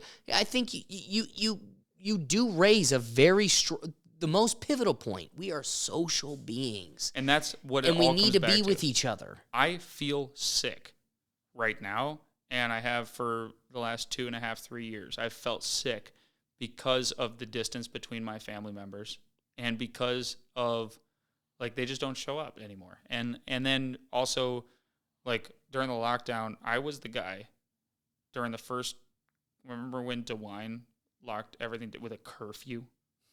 I threw a party called the End of the World Party. And I was like, we if still you don't have motherfuckers stores. don't get in your cars and drive to this fucking address, I swear to God, I'll come to you. Like, I was adamant about it. We threw an End of the World Party at my buddy's place. And, That's awesome. And because I feel sick when I can't see people. I need to be around people. It makes me sick not to be around people. And I think my immune response to all of this crazy shit that's been happening and all of these opinions and all of this hardcore division that's been happening, my response to that is, how can I facilitate at least a couple hours where nobody's fighting? How can I facilitate at least a couple hours where you see another person next to you as a human being, regardless, you haven't even asked them about their political beliefs? Like, how do I facilitate that? Because outside of that, we're fucked, man. I really believe that. Dude, you're so And right. it's just a couple hours. Right. And your position, which I Don't forget, respect, they're making the decision. I know, but they made the decision to come to the gig, and so did the person from the other Well, party. wait, So we're not talking about the gig. We're talking about I know. turkey And so what dinner. I'm saying is, my role in life that I believe I'm is to cut be out for is to be the people, the bringer of people. is to show people that you can have a good time. Like, it's okay to be happy. I know shit's fucked right now, but I'm playing guitar in the trench. Like, I know there's a war on, but it doesn't mean we can't laugh. Like, it doesn't mean we can't share each other's food and drink coffee together. Like, it's okay. I mean, yeah, it's the world is on fire right now for us, and we're getting mortared. But at the same time, I'm going to be telling jokes because I want us to be able to be human while the war is raging. And so, and your role, as I see it, which is the role of other people that I really respect, and Jordan Peterson being one of them. I think that there's some others who have kind of sold out a little bit, but there's other people on the right wing that I really respect for the fight that they're fighting, and which is to stand up for what matters and to stand up for your beliefs, no matter what the fallout is. It's like, you know what? this is true, and I'm calling that out. We need that. Otherwise, there's no voice at all. But my point is, I don't think everybody is necessarily built to be that voice. Very fair point. I think that we still need that other side, which is the comedy shows and the live performances, and just to show people that you're still a human being. You can still laugh and dance, and right next to somebody who may have differing beliefs. Dude, I couldn't agree more. Last couple anecdotes are the most hated. Plato said the most hated person in society is the person that speaks the most truth. At the same time, what makes comedy is it's a satire of reality. And so there's more political commentary and truth in comedy than anything else. And so sometimes the scab that it picks at is one that we need to truly confront and acknowledge. At the same time, I totally agree. We're social beings, and we need to come together more, and that takes precedent over who's right. Right. Like again, this has been something that just keeps being brushed upon, but rightness is nothing more than an anecdotal perspective. It ain't truth. There's nothing. It's made up. Right. So when I come to you and I go, I'm right, you're wrong, that ain't a thing. Right. But somebody's saying somebody's wrong. And it ain't me. It is somebody else. Right. And a line in the sand has been drawn. There's something cool you bring about. And I think, obviously, maybe we do need to acknowledge this example more directly. But what's something you're trying to truly emotionally convey to me? I have an uncle that if I placated into the games he plays, there could be damage. However, ignoring or playing into and kind of moving with his momentum has built a relationship to where I go to his house and there's nothing different. We're one and the same. Love is love. Right. And I'm not trying to disrupt that. So let's acknowledge in that relationship something I have kind of acknowledged I share with a different uncle. I'm not saying you need to sit there and poke at him. Yeah. You need to highlight where his side is wrong. I think the only thing that I say is, because in life I've experienced the opposite more than anything, which is the person who you say grass is orange, I say grass is green. When you go grass is orange, for the sake of us being companions, I also say grass is orange. I have now made a wake in the karma and have created a bigger detriment in truth and reality. Listen, you hate a Matt Walsh because he's uncomfortable. But the reality is, the only thing he says is the only thing I stand for is truth. I don't hate anybody. Mm-hmm. So the fact is, I don't care what the color of the grass really is in regards to what we say. I just care about truth. Liberate me from my ignorance. But if I sit here and acknowledge it's green, but am afraid, I don't care what you say. It's a fear of losing you. It's a fear of the conflict. It's a fear of the wreckage that may come. But it is a fear. And it's a fear of whatever you think it's orange. The fear of whatever you result from me saying it's green. Like, I get your point. Hey, I respect the virtuous people out here. We need you guys, but I'm not going to be a person that goes, I'm going to confront the green. It's green. I'm not telling you to overtly assert yourself, but the bedrock of my point is, if and when you're having the guy makes an old fashioned, no gay beer. Just pours an old-fashioned. And we're sitting around, and he goes, the grass is orange. You owe it to your kids. You owe it to the ethos. You owe it to karma to go, it's green. Because guess what, Dallas? Me and you say it's green because for crayons, we've been coloring it that way since we were kids. But it could be orange, dude. You could be fucking wrong, dude. And you owe it to rightness and you owe it to yourself to confront that idea, because the only way you learn that, in fact, it is orange is you actually overtly confronted the idea. So you should yourself want to be the best Dallas you could make. Sure. I need to be the best me I can.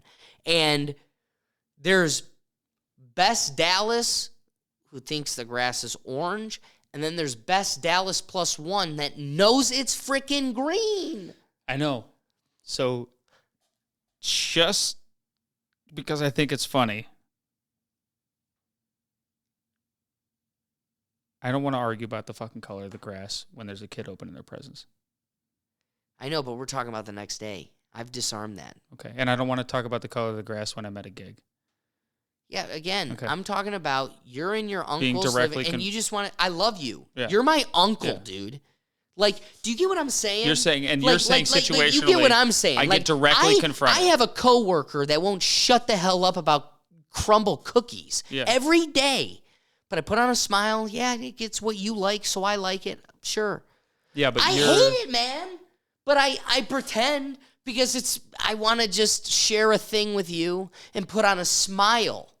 This isn't the crumble cookie coworker, and this is your uncle. I'm in your kitchen. Yes. We're sharing an old fashioned, and we're talking about life. So, given that situation, I do agree with you. Like I said, before. I'm not looking at the blue-haired dude.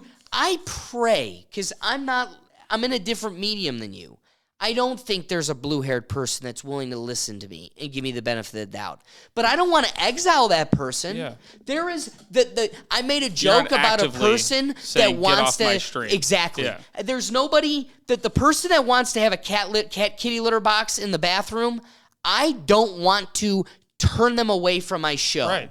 But if I pretend it isn't ridiculous, I've done wrong to existence. Okay, but you're making a binary out of something that I don't think quite is, and I agree. I hope you can understand. That I agree. I hope you can understand this. That I'm seeing more options. There's a sliding scale. Yeah. So when he old-fashioned on the counter in the kitchen, where he says the grass is orange, I'm more interested in what happens when I disarm it. And I'm not saying you're saying that either you agree that the grass is orange, or you don't agree that the grass is orange and you fight that and you fight that. But dude, what if you think the grass is green and it in fact is orange? Do you not realize you owe it to yourself? The only way you learn that it is in fact orange is by fighting it with someone else. Right. And then your idea is challenged and proved wrong. Okay. And then shit, it's actually orange. Okay. So say I'm a master in Aikido. There's a guy on the street, and he walks up to me, and he goes, I saw you looking at my girl. And I was like, dude, I wasn't even that club. He goes, I saw you looking at my girl. I'm going to shoot your ass. And I go, hey, man, listen. I think we just need to walk away. Like, I think you're fucked up right now. It wasn't me. I wasn't even in the club. But I think we just need to walk away. Can I shake your hand? Listen, can we just work this out? Can we just work this out right now? And he goes, I'm going to shoot your ass. And I'm like, listen, I don't see a gun, okay? Come back with a gun. Until the point that he pulls the gun out of his waistband, I can diffuse that situation. But the second he pulls his gun out, I'm an Aikido master. I'm going to take the fucking gun from him, or I'm going to try. But my point is, until that moment, you always have the opportunity to diffuse. And I think that when we're talking about most topics related to politics, most things can be diffused, and you have to make that decision. But politics is life. Okay, but you have to make that decision based on the person that you're communicating with. Fair. If you are making that decision with every single person in your life, you're going to alienate the world. But if you decide to make that decision with people that you think you can have a conversation with and learn from and the reason I'm having this conversation with you is because I think that you have perspectives and intelligence that I can learn from. That's why I'm sitting with you today. I'm sitting with you today because I think you are an intelligent enough person that I can come to you with my theories and you can challenge them, and then I can maybe develop myself as a person. I'm using you as an iron. That's what I want from my uncle. Right. That's what I want from the person. Dude, I'm telling you, the yin to the yang. The only way I grow, like, it's kind of like being the biggest fish in the pond. Like, I need a bigger fish in the pond to get bigger, or the pond needs to get bigger. And the only way that happens is, like, you gotta challenge yourself. Okay. So, but I agree with everything else. Dude, not everything else. Everything you've said, I need you to know I agree with. I concur fully believe totally. That. But my point is you have to choose who you decide to hone yourself against. Because if you're honing yourself against dirt, it's not going to help you. If you're honing yourself against iron, you're going to find yourself a sharper blade. So if you're fighting dirt all the time, you're going to have a dull sword. How much dirt is out there compared to iron? How many people are awake? On either side. There are people that are awake on the side that you disagree with, and those people will help you hone your perspective, even if it hones it in the direction further towards what you have. Dude, you that's a brilliantly unfair analogy. I got to hand it to you because, shit, I mean, just hacking at dirt ain't going to sharpen your blade. This is the only contrary I have to that is this. One, we all know Jesus, the person he spoke to, the people he spoke to the most was the whores, the gamblers, the people that were the degenerates of society. At the same time, I am Greek. I do not think I'm a descendant of Socrates, but philosophy is so in my soul. I like to believe I'm like a goat herder that, like, Socrates questioned. That's who I think I'm a descendant of. That's somebody that was, like, struck by the questions of Socrates, because it's so in my nature. Go back to Jesus. I say that. No. I want to say. Go ahead. The only reason is this. I don't like your analogy. I love your analogy. Because, shit, it's a good fucking analogy. It's hard to beat.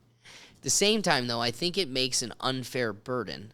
That being, hacking at dirt doesn't sharpen your blade. Obviously. In a real world, taking a samurai sword and hacking at dirt is not going to sharpen it. You need that iron or some sort of sharpening blade or sharpening tool.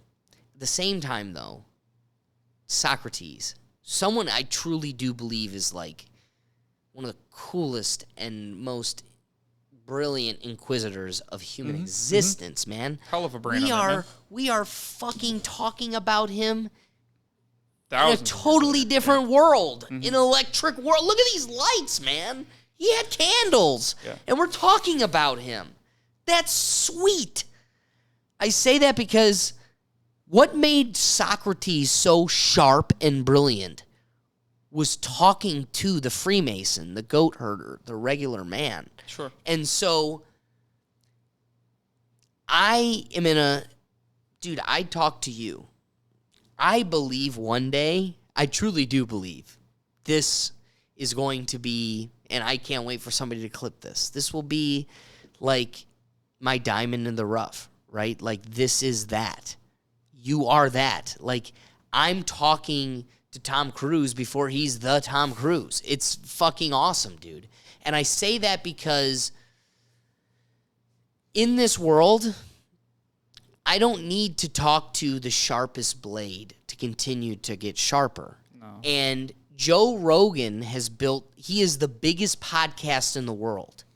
And what was talked about in this podcast, he isn't what I was sold upon 10 years ago when I fell in love. He's evolved into something totally different. I still love him, but I love him differently. It's a different thing. That guy I fell in love with at the beginning of time, he didn't need to talk to Elon Musk. He didn't need to talk. There were people you didn't know who the hell they were, but you loved him. That's what my show is. Yes, absolutely. You don't know Dallas. This is Tom Cruise. I'm telling you. But at the same time, in the time period of 2023, I'm talking to nobodies. So what makes Joe Rogan's show Joe Rogan's show? His guest. His choice. His guest. His choice. Dude, he's piggybacking off of the biggest names in the world. But to me, my world, I'm talking to people.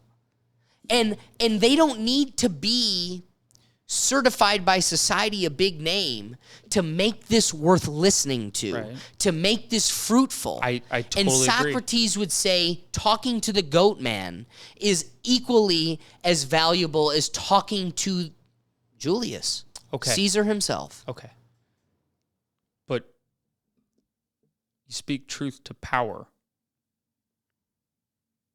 And you can speak that truth to power with Through the the internet. empowered. Through the internet. No, now. But I can team up with the empowered Yes. to talk to power. But I don't again, need power to talk to power. yes, and I don't disagree with that. But I think what made, first of all, I have a couple points to make. I think what made Joe Rogan was his choice in guests. He always chose who that he was wanted the to speak to. evolution. Dude, when he started, he was just talking to Yeah, his but friends. he still brought his friends in. It wasn't that anybody who wanted to come on came on. It was that, like, he's like, yeah, that's the point that I'm making, is like, it's your choice to bring in people that you think will be interesting to have a conversation with. And the way you're judging that is probably on intellect. I hate to admit that, but I hate to just call it out like that, but it is probably based, because that makes a more interesting conversation. If you just sit across from somebody who's like, no, then it's not going to be a very interesting conversation. And then the second point that I want to make was to the allegory you used from Scripture, where you talked about Jesus, and you said when you related to that he would talk to anybody. Okay, but think about. He didn't kick Mary Magdalene's table over. Remember Mary Magdalene? Sure. He didn't kick her table over. He let her wash his feet, and he had a discussion. Right. He kicked the Pharisees, the false priests. He kicked their tables over. He chose when to use that power. If we're talking about him as an individual, if we're talking about him as a person, then we have to discuss when he chose to use anger. We have to discuss when he chose to teach. We have to discuss when he chose to have a conversation. That is all leaning into this. It's not that he was screaming at everybody that disagreed with him. If he had done that, he would have never created a following. Totally agree. However, the point to be made was there's no hierarchy to the people you talk to. Now, knowing how to approach those situations appropriately, Right. That's its own exercise muscle. You need to be good at that. That's its own virtue. However, at the same time, what I want to acknowledge is you can approach those people differently. They should be appropriately approached based on who they are, how they approached you, the topic at hand, preserving the situation, saving the kid's birthday. At the same time, though, if and when the bedrock of my morality, my moral compass, is confronted, any birthday or the day after the birthday, none of that holds a candle to allowing. It's kind of like Kavanaugh, evil guy, drank beers at 16 and did things with a girl. Now, Don't know anything about him. What's worse? The guy that did the wrong thing or the person that watched it happen? Right? So The guy. Yeah. we can agree. Yeah. Can we also agree, however, it's kind of like, to me personally, if you allow it to happen, you might as well have done it yourself. Yes, there is a measure of guilt on those who are bystanders. I totally agree. So, in my mind, there's a very fine line in social preservation and standing up for what's right. Right. So, I agree. But I think, again, we keep dancing around the same It's bush. two approaches to the same. It's two approaches to the solution of the same problem. It's the same solution to the same problem. My Me solution and you both agree. Is to separate people from their ideology for 2 hours. Right. Because, Your solution. No. You know what's even more beautiful, truthfully, Yeah. is I think we live in a world where the media and everything convinces us we're on other sides. Right. We wear different We're just jerseys. people. We're different. Yeah. But if you allow yourself to put down your guard, and this is why I hold the position I do so passionately, if you talk to people that are different than you, more often than not, you're going to realize we pretty much agree on everything except for the slight nuances. Right. So, one, we need to recognize that there's an entity severely incentivized in making sure that we don't know or recognize that we benefit from each other. I do agree with that. And we need to come together. Because there are interests that, especially financial interests, that are making a lot of money on the division. So I do agree with you on that. Totally. And so again, they want to divide us. And once you recognize that we pretty much agree on everything, we turn our barrels to the right actor. Exactly. It's not the person. And that's the thing they it's don't not want. the person that's We wearing realize- sunglasses that exactly. change the color of the fucking grass. It's not their fault that they are thinking this way. Cheers. And they will come around. I love that analogy. They'll fucking come around. Like, love that. I've seen it so many times where I've had friends that go off the deep end, and I choose to to just step away for a second and not engage, and let them work through that, and they come around. And I'm not saying that's what's going to happen every time, and I'm not saying that there isn't a space for calling truth to power. You are doing that, and I respect the fuck out of you for that, dude. I respect the hell out of you for starting a show this way. Like, it's hard, bro. That's so hard, and you keep doing it. You, like, week after week, you keep going, and I respect the hell out of you for that, just like I respect all these other people for being who they are. Like, because this is who you are. All I'm saying is, another way, the way that I've chosen to take this is that I want to approach it from a direction that makes people challenge. It makes people walk away from a social event going, wow, I just had fun. And not, look, they don't even know why. I don't even care if they know why. I don't even care if they know that the person next to them had opposite beliefs. I don't care. The only thing I care about is that they went, oh my God, that was kind of fun. I should go out again. Because the more you go out and the more you see other people and the more, it's the answer. It's the antidote. Socialization is the antidote. Dude, I couldn't agree more. I really think it is. I just want to end on one last thing. I was going to refrain from it, but couldn't fit better. Go. There was a girl I went to law school with. She was black, and one of the things we had conversation with is she was like, we need to suppress racism. We need to just hide the ignorance. And I felt the opposite. Mm-hmm. I looked at her and I go, Ashley, let's be real. When it comes to racism, if you have a dad that looks at a son and goes, Asian people are the worst. They're the most evil people. If you suppress that and hide it, that kid always hears Asian people are the worst. Mm. The world you want to live in is a world where ignorance is defeated by experience. That child lives in a home where the dad goes, Asian people are evil, Asian people are evil, Asian people are evil. But guess how you beat ignorance? Experience. So that kid goes out and he goes to school, he goes to business, he goes to profession, he goes to Make XYZ. some Asian friends. Yeah. Goes to a couple of parties. And he's an Asian kid. exactly. Yeah. My best friend at school or this guy at school, he's very nice to me. This person at the profession and this person at the business, very nice.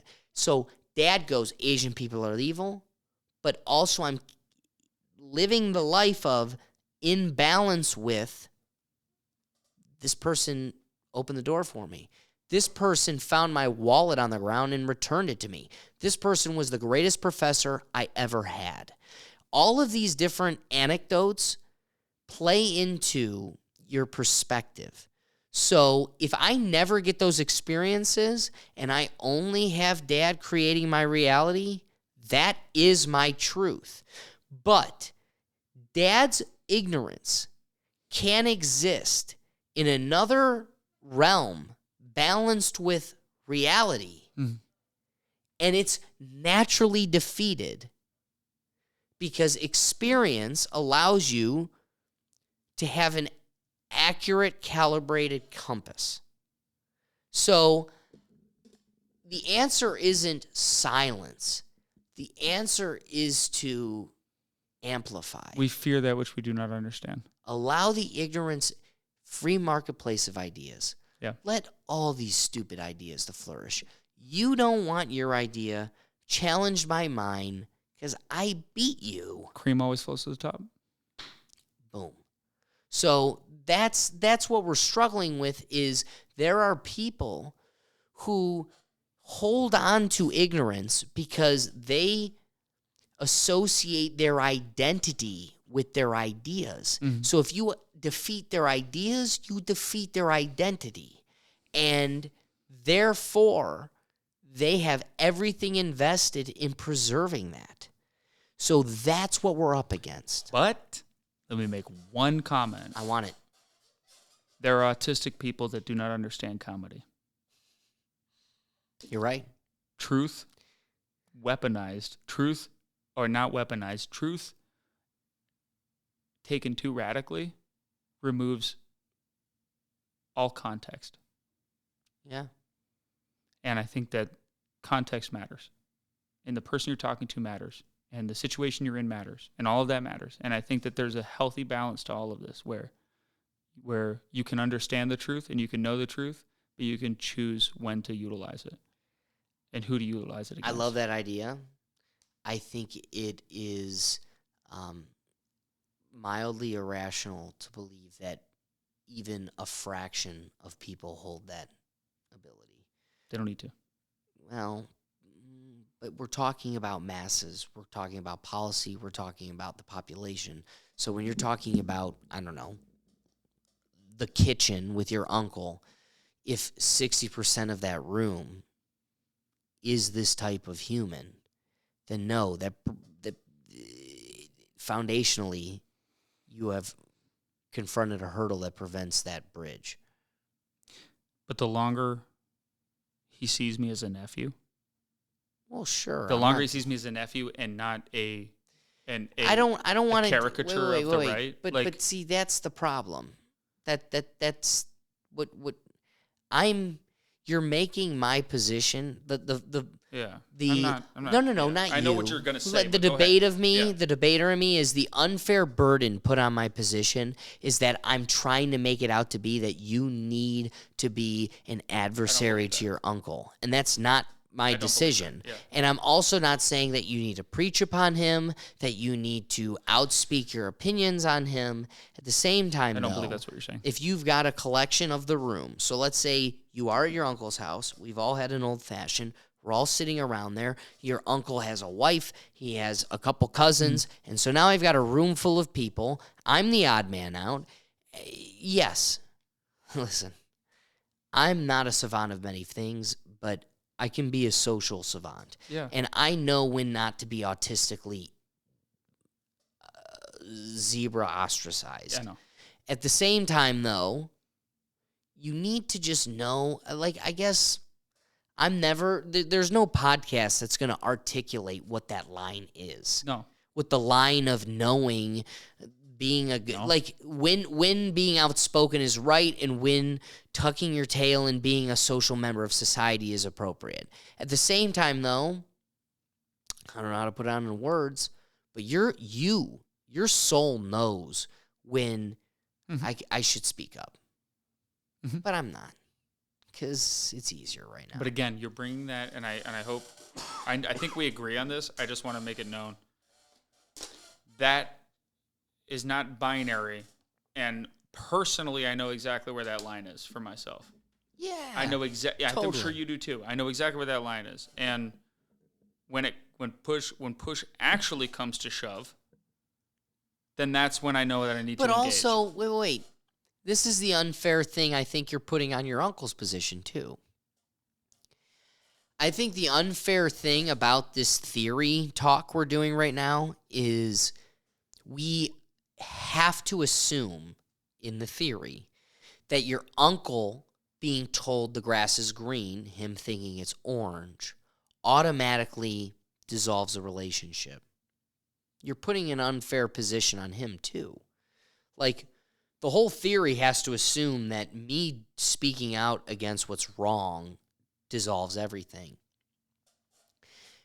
I think you're assuming and ignoring the most important virtue I'm trying to highlight here, which is what I'm not saying you need to burn having an uncle, period. But you should definitely be comfortable within yourself and also family to call upon a familial relationship to have a dialogue, to confront their ideas. Like, if me just being me to you makes me out to be the big bad wolf and we got to blow the whole house down. Like, again, I get we're walking circles here and we're back to, Not really. Then it's on you. But what I really want to get at is this whole dialogue assumes that your uncle's an unfair, sick person. Like, who is your uncle to not at least go, you know what? I want to preserve my relationship with Dallas. Like, fuck, how much of the heavy lifting are you going to do in this dialogue here? But I think he's already making that decision. Well, and then that's my fuck point. him, dude. No. I think he's already making the decision. If he goes, I don't want Dallas in my convo. No, he's making the decision to preserve the relationship. Exactly, That's dude. what I'm saying. But so that's what I'm saying. You're putting that But hang unfair on. assumption in. It's only because I haven't catalyzed that explosion yet. So he may be talking to my father about this. It's between them and my brother might get involved or whatever. It might happen that they're like la, la, la, at each other, right? But because I interject in the middle and I don't take a side and I go, TV off, let's just enjoy this is what I'm saying. The example that I'm setting is not, this is what I'm trying to, and I'm not trying to make myself out to be some deity, but the example that I'm trying to set for my family is that there is a middle ground. Yes. That there is a non-engagement. There is the December 25th, 1939, or it'd be 1941, 1942, when two warring armies shared the same cabin. There is that moment where there are two ideologies that disagree, and we're the soldiers on the field, but we can come together on Christmas, and we can decide that no matter what, we're just going to get along tonight, and we're going to leave it all outside on the step, and we can talk about it tomorrow. We can talk about it on the porch, but we're not going to talk about it here. And I think that's the biggest point that I'm trying to make. He is respecting our relationship by not bringing that up. Because he hasn't. Yeah, so that's what I'm saying. His whole theory has given him an unfair assumption. But what I'm saying is, it has not given him an unfair assumption because I am currently playing that game. So is he. And the whole dialogue has been, you're willing to play the game, I'm and not going to bring it up. No, I'm saying I'm not going to bring it up, and he's not going to bring it up. But that has been the basis of the theory. So now when you're both willing to play the game, it's a different thing, and I think there's no conversation to be had. If he comes Everybody's at me, you're right. willing to ignore the elephant in the room, move on, Right. and be humans. He won't say Dallas. But I just want to acknowledge the crux of our conversation has been, you are willing to turn a blind cheek, and Uncle wants to talk about the grass being orange, and you want to have to ignore that. And the conversation has changed to a more realistic point, which is, let's just both agree to ignore talking about what the color of the grass is, and let's just talk about the fact that we're at the zoo. Call me after. Yeah. Or let's just not talk about it. Or let's go have coffee. I don't care if you want to talk about it, but I don't want to talk about it here.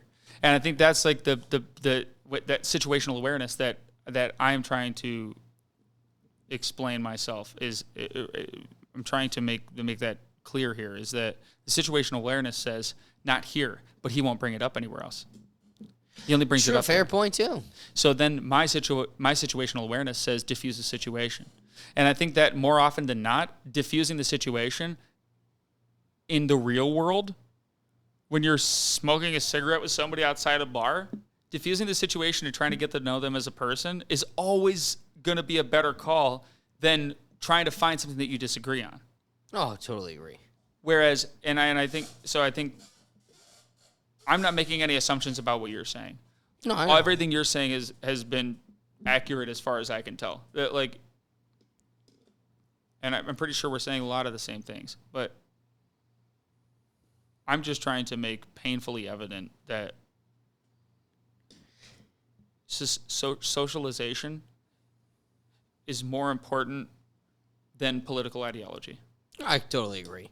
And what I also want to acknowledge is, I think something that I overlook more often than not is a privilege I have is I know there's no uncle, friend, cousin, side cellular person that's going to out-debate me. So I have a hubris to me that it's like, challenge me. Like, this is like, I'm with you there. You're not somebody that's going to get out-rocked or out-painted. Yeah. There's not many wheelhouses I confidence that comes have, with that. but this is me. There's a and it's confidence, like, yeah. I will debate you on anything. So, one, if I lose the debate, I've now bettered myself, and I now know the right way. But also, I have this ignorant perspective of confidence that, like, I'm going to beat you, so let's wrestle. Let's cognitively wrestle. Let's rethink this shit. Strongest gladiator in the arena doesn't mean you're in the stands murdering women. Right? I can agree with that. All right, man. That was dense. Let's wrap this bad boy up. Yeah. We got to end on a happy, fun note. Go. What do you got? Our bears are real, a Chinese zoo says, denying they are humans in disguise. There has been an internet craze making the claim that the pandas in Chinese zoos are people in costumes. Now, are there some pictures that walk a fine gray line? Oh, man. Maybe. But also, what a headline. What the fuck, dude? Is there any truth to it? All I'm saying is, well, who cares? It's China, Wait, so nobody fucking knows. But yeah. But let's also agree, true or not, hilarious headline. if you have to make the claim, I swear to God, bears are people too. that animal laying down is not a person in a costume. like, I never went to Disney and was like, oh my God, is that Goofy or a real dog? Okay. How about the difference between the two countries? So we have in the U.S., it's like birds aren't real. And then in China, it's like bears are real. Our bears are real. Our bears are real bears. We're like, dude, these pigeons. Our pigeons are CIA drones. You ever seen a pigeon nest? I swear to God, our You ever seen a bears pigeon are nest? not people in costumes. How do you prove that they're not? That's another great question here. Is like, how do you prove that they're not people in costumes? It's got a willy. Would you just shoot one? Like, All right, we're going to make panda bear soup one time. one time. One time. One time. I think you'd have to kill one. I think that's the only way to really, at random, have the internet select a panda. Pick the panda. You wanted it. You wanted this. You wanted You this. wanted this. I swear to God, our pandas aren't people in costumes. Oh my God, dude. Dallas. It's just people eating fucking bamboo. Just regular ass people. Just chowing down bamboo. That's a rough job, dude. It used to be Cuban sugar cane, but now it's just a stick. It's not good. God damn. Okay, Dallas, thank you so much for giving me your time. Dude, thank you. I hope to one Good day do this conversation. again soon because this is way too fun. It was light on the laughs, but it was a good conversation. Yeah, we'll make it funnier next time. Yeah. Thank you so much for your hard Dude, work thank you. because this is the coolest thing in this whole room. You paid in for my a lot of whole life. burritos with that, so that's all I eat. Eggs God and bless. eggs and wraps and sausage. That's all I eat. God bless. Guys, thank you for listening. If you made it this long, man, God bless you too. But if we made you laugh, if we made you think, the best thing you can do to support this show is share this episode. Again, we're fighting algorithms. People don't like us. People don't like us talking about these type of topics either. So on top of that, the best thing you can do to support us and to circumvent those hurdles is to share that episode.